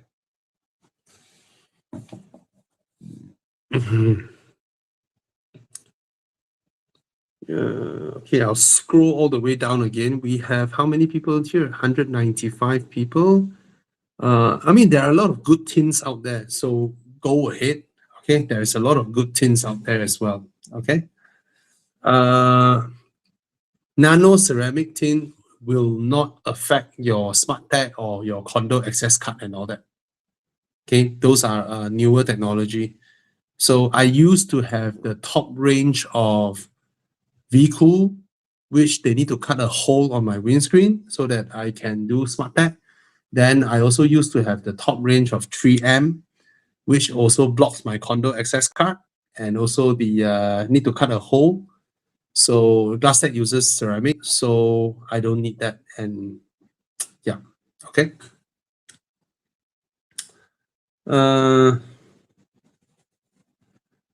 Okay, this is a question I think a lot of people has asked me. If you were to get an EV next, I tell you, the next car I'm buying will 100% be an EV. 100%, because that is something that the problem now is that I have two family cars, right? I have the Audi, which is a family car, but very high maintenance, very high road tax, insurance, and all that. It's a costly car, but it's a dream car. So if my income can sustain, I will try and keep it. The other car is the car that I bought for my father. He passed away. My kids miss him, so they want to go to school only in his car. So for nostalgic reasons, I will not sell that car as well. And I'm not someone who, because I'm so exposed to cars, right? I'm not someone that I can differentiate between, wow, I love versus I want to buy. Both things are separate. Sometimes you may buy a car that may not be the one that you love most. I give you an example. I love the 7X. I quite like the B10, but there are some flaws in the B10. But if you ask me which one I may buy the one that I don't love as much, or the Proton Erma 7, because it's half the price. And I only need EV to bring the kids to school and back. And when I come home for the 1.5 hour jam, I can use their adaptive cruise control system to alleviate the stress from me. I may treat it as a utility, like a utilitarian product. That means I treat it as an appliance. I don't need to fall in love with the car, right? But there's also the inside me, wow, if one day I can afford the Lotus Electra, that would be nice, or the Emeya, because I absolutely love the design. So there is a lot of aspects to all this, I would say. So maybe, most likely, I would buy an affordable EV for my daily use, which I do not love. Yeah. If only the Erma 7, if only the Erma 5 looks as good as the Erma 7, the Erma 5 looks damn gay way. You know, I cannot. I know the car is nice. I know it's the best seller in China, but it's so feminine. It is so nice and cute and feminine. If only it looks a little bit, even a tiny bit manlier or more neutral gender, then that would have been my perfect EV. So yeah, many out there. If BYD are allowed to sell the Seagull here, I will buy the Seagull. The Seagull looks fantastic. Yeah, that's my example. Look at how the BYD Seagull looks. And then Chiang, if you can upload an image of a Seagull here. All right, the BYD Seagull. That car looks proper, it's stylish. Don't have to look gay one, right? Look at the Seagull. Look at that. Hey, show the nice color one lah. Oi. Ah, look at the seagull. Handsome. Right? That's the cheapest BYD. Handsome. Yeah. Yeah. All right. I love the 7X, but don't think by any juncture I would get it because first of all, I mentioned the aircon placement, and it's a substantial amount, compared to whatever is out there. Right, I've said that in my reviews. I love the 7X, but the Leap Moto is half the price away. Half! Right? And yeah, that's the thing with EVs. Okay. I like this. Okay. Unfortunately, Thomas is not here tonight. Let me show this. Hi, Bobby. I'm looking to change my Mini Cooper for a used 718 Cayman GR86 or Alpine A110. At 4-year-old, the GR86 and what? Oh, so you're not from Malaysia. My gosh, GR86 and A110 roughly the same price. Well, the Cayman is the most expensive. Yeah, I get it. So just to let you know, in from where I am from in Malaysia, the A110 is more expensive than the Cayman. Unbelievable, right? Design-wise, I absolutely love the A110. I don't really fancy that drivetrain. I know it's very powerful, very fast. It might as well be the fastest car here, right? And I like the design. I like the design of this car the most out of these three. I freaking hate the interior. And it's super impractical compared to the GR86. But it's so special. It's so nice. Amongst these three, Cayman is so easily acceptable.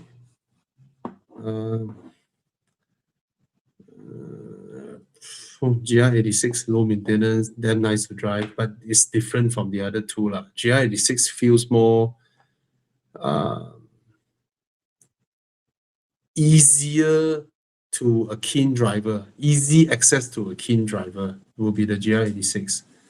So if you come from a Mini Cooper, probably the GR86 has less of a compromise, I would say, compared to the other two. The Cayman, pretty practical as well, but strictly two-seater, but you have a large boot in front, a large boot behind. The A110 is the least practical car here. You have to be a really, really keen driver and make all sorts of sacrifice, and then impossible to sell next time. But it's my favorite car here. It's the most handsome. So balancing all that out, if you can afford a Cayman, go for the Cayman. Yeah, but GR86 is an easy choice to go into if you don't want to incur yourself with too much money, too high a maintenance, and you can abuse the car. Yeah, one thing is that you won't abuse the Cayman, but you will abuse the GR86, and you have less concern about the GR86. So what I mean by abuse is setang turn 4, you will ride the GR86 over the curb. That's the roughest part of the curb, right? All the way up turn 4. Cayman, you will avoid that a bit, don't want to damage your control arms, don't want to damage your suspension, because they are damn costly compared to GR86, all right?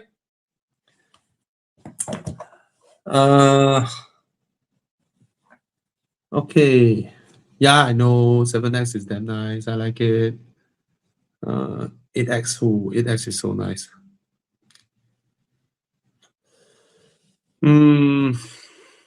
Actually, I watched that video, and I think the most impressive car that day is the Ferrari. Naturally aspirated. Oh my God, the way that car pulls. It's an NA car in the sea of. I mean, you would have thought the BMW X5M would have overtaken the naturally aspirated Ferrari, right? But my God, that Ferrari engine is a gem with that 6.5 V12 is a crazy car, crazy power. Yeah, of course, and of course the Zeekr just raped them But it's an EV expected right? EV but it's a PHEV. We got 3 electric motors, wait till your juice runs out. Okay. Smart 5 Bravo's nice. Hi Bobby, I've seen an advertisement repeat as AMR 2019. Is it worth 850,000? Yes. Yes. Why I don't have 850,000? Yes, because it's an AMR less than 200 units worldwide. Okay, and yeah. Okay. All right. I think I answered more. Okay. Nissan Kicks. Sorry to say, I absolutely hate it when I drive the car. I absolutely hate it, and I was so disappointed in it. I was disappointed with the e-kicks. I hate the driving experience. The thing is this. The thing is this. It's a 1.5 with some EREV shit or whatever supposed to save fuel.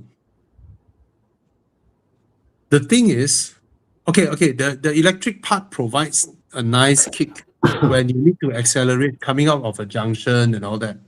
That part I give it, it really does help with pushing the car for a while.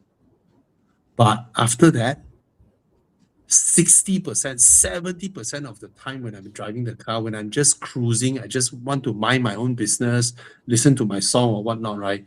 The freaking engine is charging the battery in front and it's pretty loud. Oh no. It's annoying. It's annoying.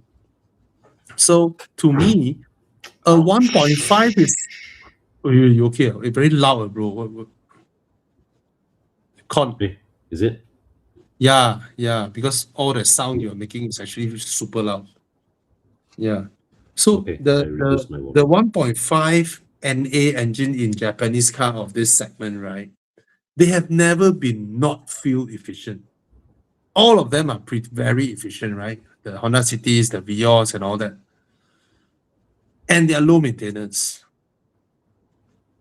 And yes, when you go full acceleration, you get the from the CVT. But it only happens when you tekan. If you don't tekan, if you don't press it, you're just cruising. They are quiet and comfortable and just cruise. All you're hearing is the tire roar and from the window noise, wind noise, and all that, which coincides with your expectation. You get what I mean or not? I'll give you an example. You're driving your city or Vios going 100, 120, and then you see the traffic building up. Then you slow down your car. Then you go behind another car. And then it's just about releasing your brakes to ease with the traffic. Quiet and listening to your music, singing, looking at the trees and all that. Right? You're not stepping on the throttle, but when you're on the highway, you're chasing another car. Maybe tailgate you. In your mind, my car is more expensive than your car. You cannot overtake me. Then it's noisy. But these type of Japanese e-hef e-ref all this nonsense, right? You drive, then you're at the traffic jam, listening to your song. Out of nowhere. Oh, it's like, bro, right? You're cruising on the highway, nothing, just cruising only, just going 95 km/h, cruising smoothly. All of a sudden, are you shucks? Yeah, it's annoying. It's very annoying. And then in the long run, you have other components to maintain, right? Your resale value, because it's a hybrid, right? And then you save maybe that little bit of fuel. I think this whole thing is a bullshit for European markets or certain markets where they give tax incentive for hybridized vehicle or whatnot. Yeah. Or you get a lower tax bracket for your emission rating. It's nonsense product. You are basically getting all the drawbacks, all the complications of a hybrid and an EV, but none of the benefits. some benefits sometimes. And Yeah. when I look at the cabin of the car, right, it still feels like it is from the 2010s. Right?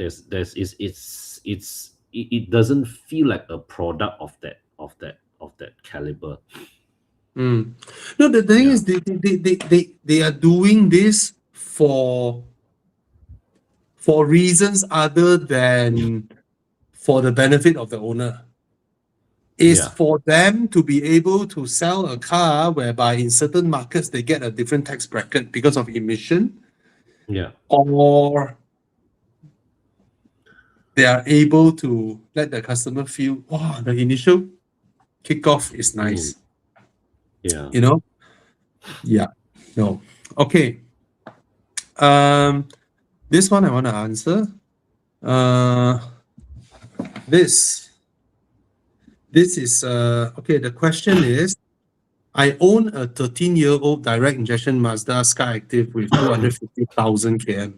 Never done walnut blasting before. Will doing one cause the engine to perform even worse? Will it be recommended? Yes, highly recommended for anyone to decarbon your engine. Decarbonizing your engine is the best thing ever for your car, much better than coating.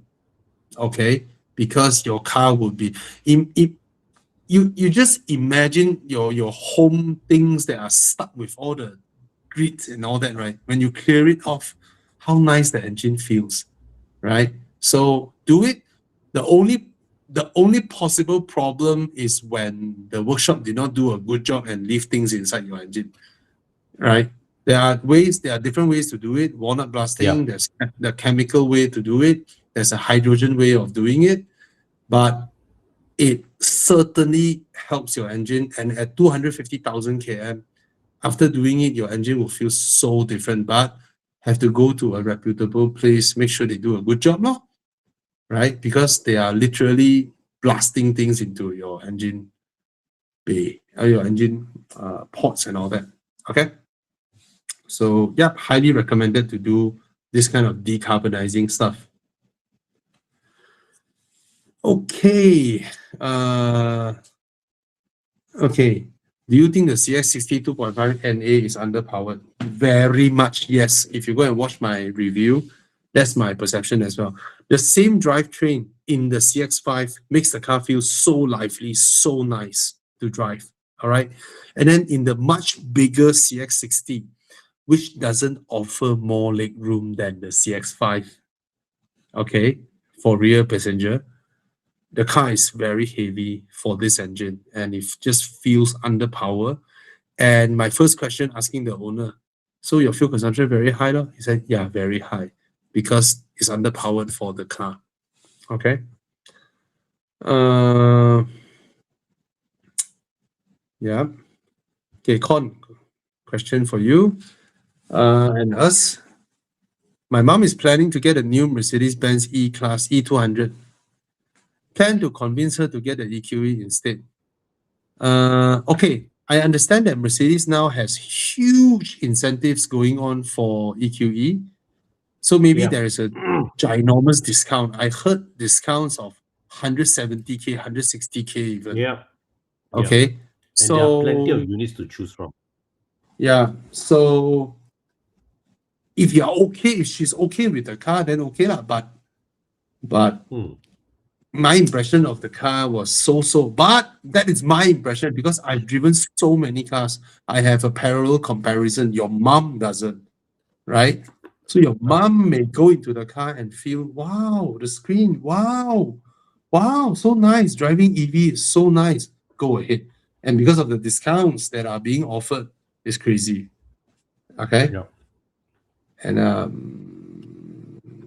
if you stay in the landed, try to park the car outside instead of inside.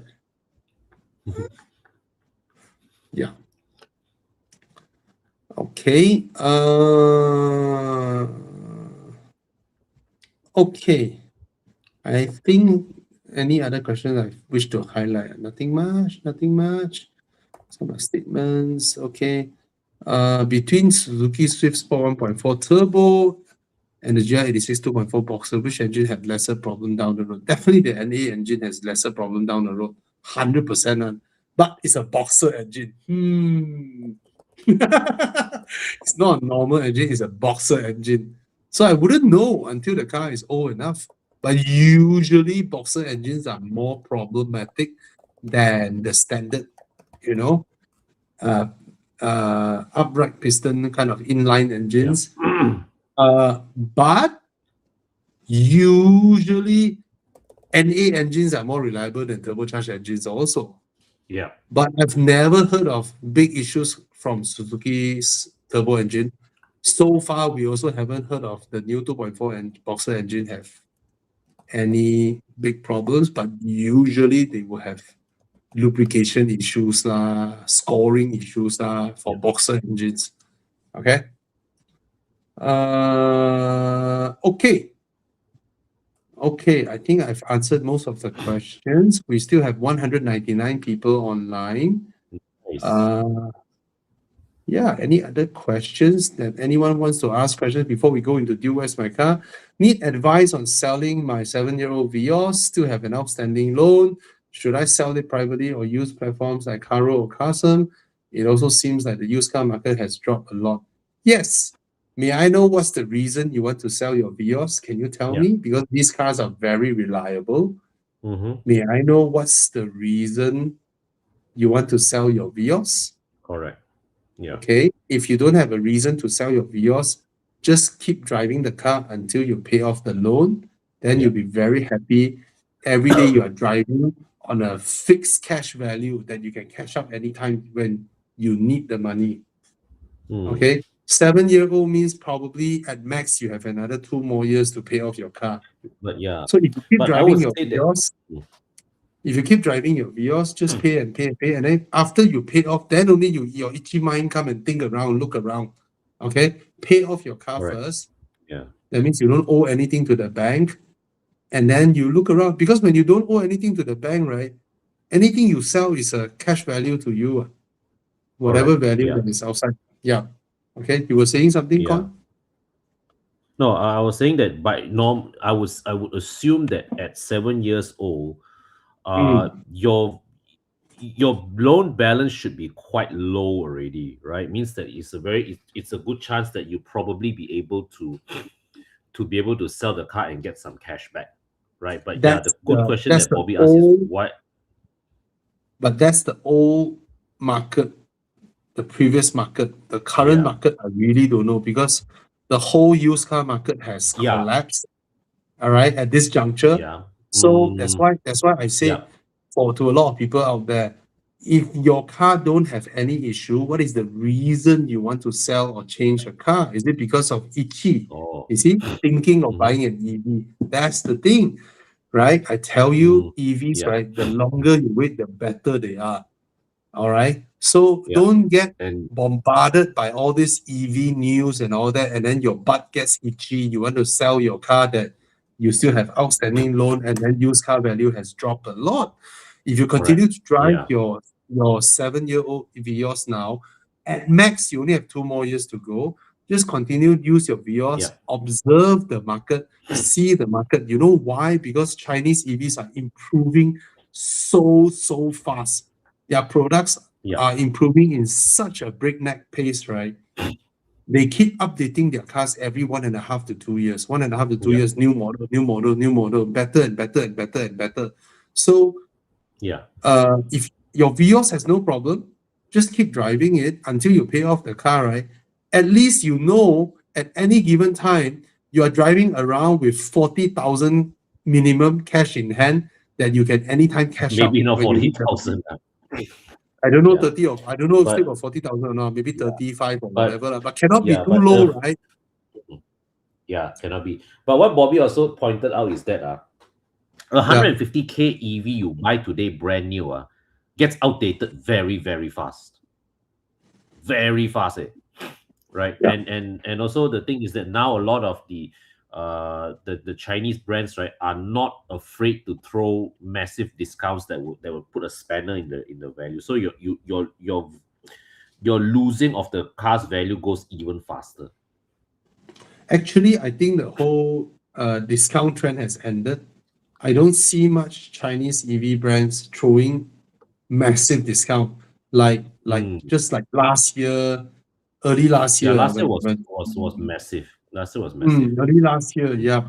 So Yeah. now I don't see much, but like what Con said, a lot of new ones are coming out. You know, they're coming into Yeah. the market.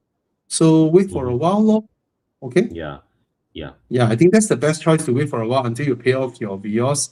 Then Yeah, lor. cash in hand, driving around. You see one EV you want that time, your car is a boatload of cash. Okay. Correct. And Mm. and actually EVs if you are willing to shop for a 1-2-year-old used EVs, right? Those are fantastic deals. Yeah. Fantastic. LBX Morizo. Yes. Buy 250,000, cheaper than what people pay for GR Yaris last time. Hey, Con, Toyota Yeah. good resale value, right? Yeah. That's what they say lah.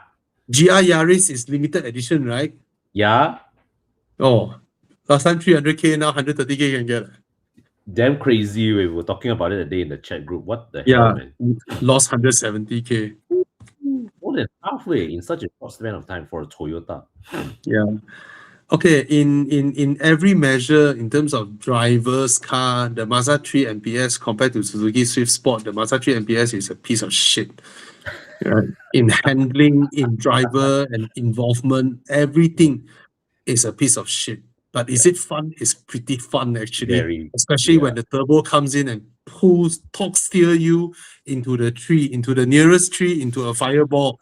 Yeah. That's pretty fun fighting with the car. The car You wants to remember- make you crash.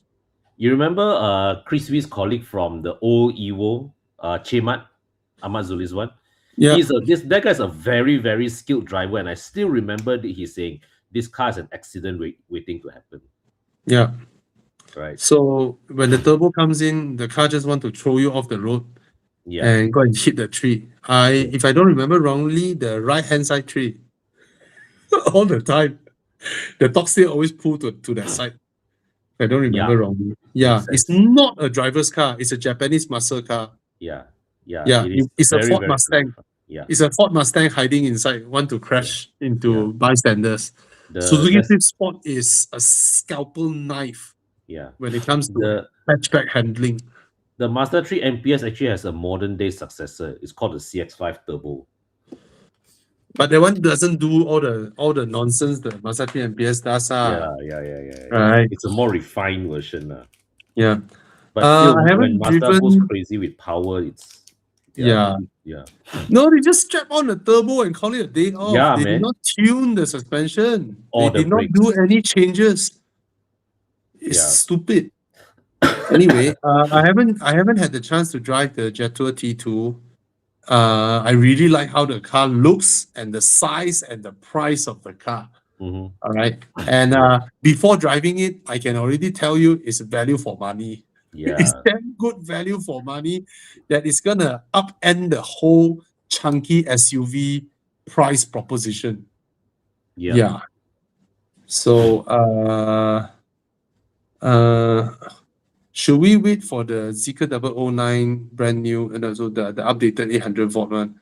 Or the current one will be cheaper? I believe if they have remaining stocks of the 009, definitely when the new one comes in, they will give you some discount on the current one. Yeah. But So the 800 volt, the 800 plus horsepower, do you need the power? First thing. Second thing, Malaysia, we don't have that kind of infra to enjoy the 800 volt. yeah. We just don't have yet. So Okay. actually, the what's currently there is good enough. But if you want to wait for the new one to launch and get a better deal on the current one, there's something you can consider. Yeah. Yeah. Okay. E-Class versus RX. I think the E-Class drives better. But well, we have time and then we have distance, right? So if you want to drive a long time, Lexus is not something we bet against lah. We never bet against Lexus for their outright reliability. Okay, put it that way. Okay. Yeah, Chiang, straight away. Dude, where's my car? Dude, where's my car? Yeah, you need to sleep already, bro. You're not feeling well. For a while, can lah. Oh, The kids now sleep already, so I've got a bit of peace. oh, so you have some father me time to Yeah. talk to friends and all that, right? Oh yeah, man. Okay, guys, scan the code, please. Scan the code to join Dude Where's My Car. I think next time we need another session. Instead of Dude Where's My Car, maybe we should talk about properties. What brand new property launch lah? Talk a bit about property I like talking about property actually. Yeah. I also slowly realize I can see a lot of things because now again I become my condo's chairman, right? Oh my god. So there's a lot of I realize there's a lot of things that I see that normal people who first time home buyers they won't see. Yeah. You know, experience wise, you know, they get smitten with all the stuff shown to them in showrooms. You know, Yeah. oh, our condo got a bus transit service to KLCC or to the nearest LRT. Bullshit. That is not part of your consideration because that one is subsidized by the developer. After you buy, after handover, whether you guys want to continue the service or not, it comes out from your maintenance. Nobody's footing the bill. Never get hooked up by this kind of thing. Yeah. Okay. And also So these are some of the advice I want to tell people. And when you buy a condo, wow, the condo is so nice.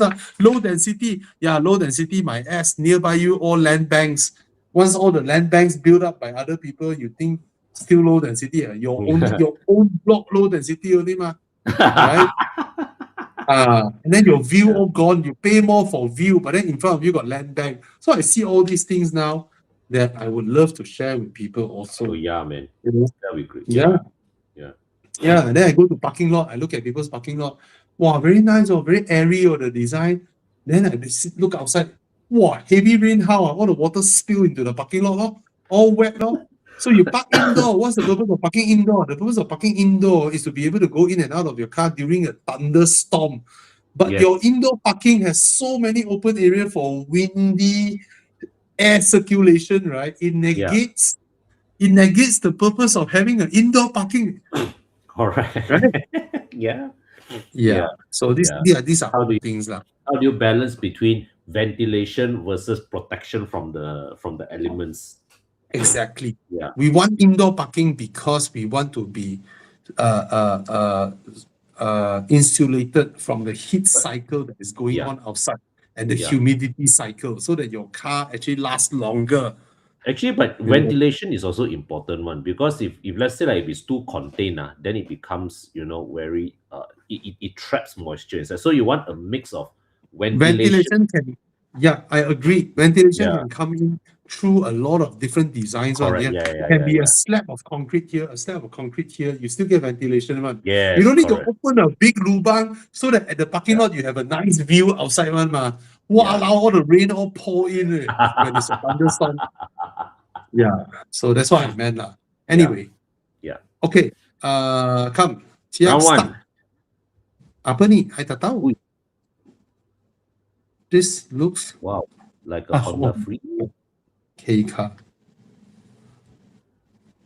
Honda N-Box. What? 88,000. What? In Malaysia, buying this is the stupidest decision ever. You cannot tahan one. Our average driving speed on highway is so fast. You drive this, you feel so dangerous in this, man. Yeah, man. Yeah. It's the dumbest kind of car to buy. So, next one, Chiang, come. RBD. 8888. What? 88. Oh. Hey, this car went enduro before one, This specific car one of our members went enduro before one. So which one would you go for? This one is practical. One is practical. One is totally impractical. So now I have to suck myself and eat my own words. Maybe I'll get the N-Box. A majority go with the S660. I think it's a sporty and fun to drive car. But for those people who have never owned an S660, I tell you guys, there is zero luggage space. Yeah, that's true. Absolute Zero zero. luggage space.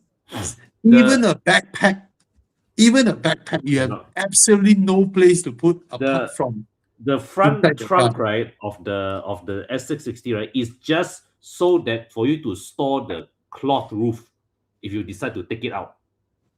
Yes, you can It's store the just that. cloth roof, and probably you can add in a shaver. Toothbrush That's lah, the toothbrush best. also can. Yeah, that's the best you can store. Yeah, And but yeah, you there's can't put anything inside there. totally no boot space or storage space at all. Yeah. Okay, come next, Jia. 来 round two. Wow. BMW 6-cylinder. Noise. Wow. 250,000. 40i. 7-year-old car, still so high, huh? A bit on the high side. Yeah. That's the thing. Oh, X7. Okay, X7. Happening. Oh, X7, if X7 is 250,000, is not bad. But you consider what you can get outside now But for what is this? 250,000. Yeah. Range Rover. Range Rover. Wow, from 1.3 million to 230K in 8 years. I prefer the looks of the Range Rover so much more lah. But I know the Yeah, I maintenance also of prefer the the looks Range of the Rover. Range Rover. But I know the BMW will be so much easier to maintain, so low maintenance compared to the Range Rover. Yeah. Yeah. I think the Range Rover. I like the Range Rover more, but maintenance gila Yeah, babi. me too. Because at this point, right, at this segment, right, it's pointless to buy a BMW. You know what I mean? Yeah. You don't buy a BMW for this lah. Yeah, but at this segment, it's pointless to not buy a Chinese car. Right. Yeah, Chinese true. car so much cheaper and give you the same luxury. Okay, come next. Lie. Round 3. Hey, next time, What is every that? US my car, we put a German car there, we put a Chinese car there, same price one. Yeah, man. Yeah. So this is the Exige Oh, Hardcore. What's the price? Ooh, 350,000. 350K. What's the next car? Let me guess. Alpine. No, Cayman R. Is this Cayman R, man? No, it's R should be manual, right? R should be manual, right? Not PDK, right? Hey, PDK. Okay. PDK. I'll get the Exige. Yeah. I prefer Lotus. I'll get the Lotus. Yeah. I think I will go with the Porsche for this one. Yeah. Yeah. For me, one is a proper hardcore. One is, I don't know whether that's hardcore or not. Cayman R. It's not. The Cayman is nowhere near as hardcore as the Exige lah. Yeah. Cayman is still built with a bit of civility in mind. And a lot of practicality compared to the Yeah. Exige. Yeah. Yeah. Cayman, I'm so impressed with the boot space. Yeah. Actually now 987 is damn good, damn worth to buy. I mean, not talk about Cayman R lah, but it's like the base is damn good buy. Sorry, this one to me overpriced the Cayman R because the standard Cayman is now 100K only ma. Below 100 also can get below 100 is the 0.1 lah. 0.1 is below. Below 100 is below 100.1 lah. Yeah. If it's not a Cayman S, PDK one, you need to pay so much, man. No need ma. Why pay the extra 200K? Yeah. Whereas the Exige is proper 300K car. Yeah. It's on its own lah. It's on its own. Yeah. Yeah. It's forever 300K the car. Yeah, true. Anyway, come. Next. Last next to. round 4. Round 4. Mercedes-Benz Ooh. two-door S-Class coupe was I like how much? Yeah, Ooh. so expensive. But this one facelift, 650. 650,000. Look at the wheels, bro. Ooh. Wow, this one needs some tough tires, man. Oh, this one Pengsan Berdiri. Oh. Pengsan Those Berdiri. 22 or 23 inches, easy. I don't know, but it's damn nice. Yeah. Gorgeous car. Okay, what's next? Ferrari, let me guess. Ferrari Aston DB11. Aston Martin. Woo. Wow. Sweet. Aston Martin compared to S-Class Coupe. Okay lah, I will take the Aston, man. Yeah, let people answer. Last time I was in this dilemma. Then I was like, I'm pretty sure the Aston will be cheaper to maintain than the Mercedes. I am sure you are correct. Yeah. But I don't know about this Mercedes generation Aston. This one is still using the Aston V2, using an Aston V12 ma. But, Aston V12 or 5.2 V12, yeah. 5.2 V12. All right, let's see the results. Aston. I will still bet this Aston is more reliable than the Mercedes lah.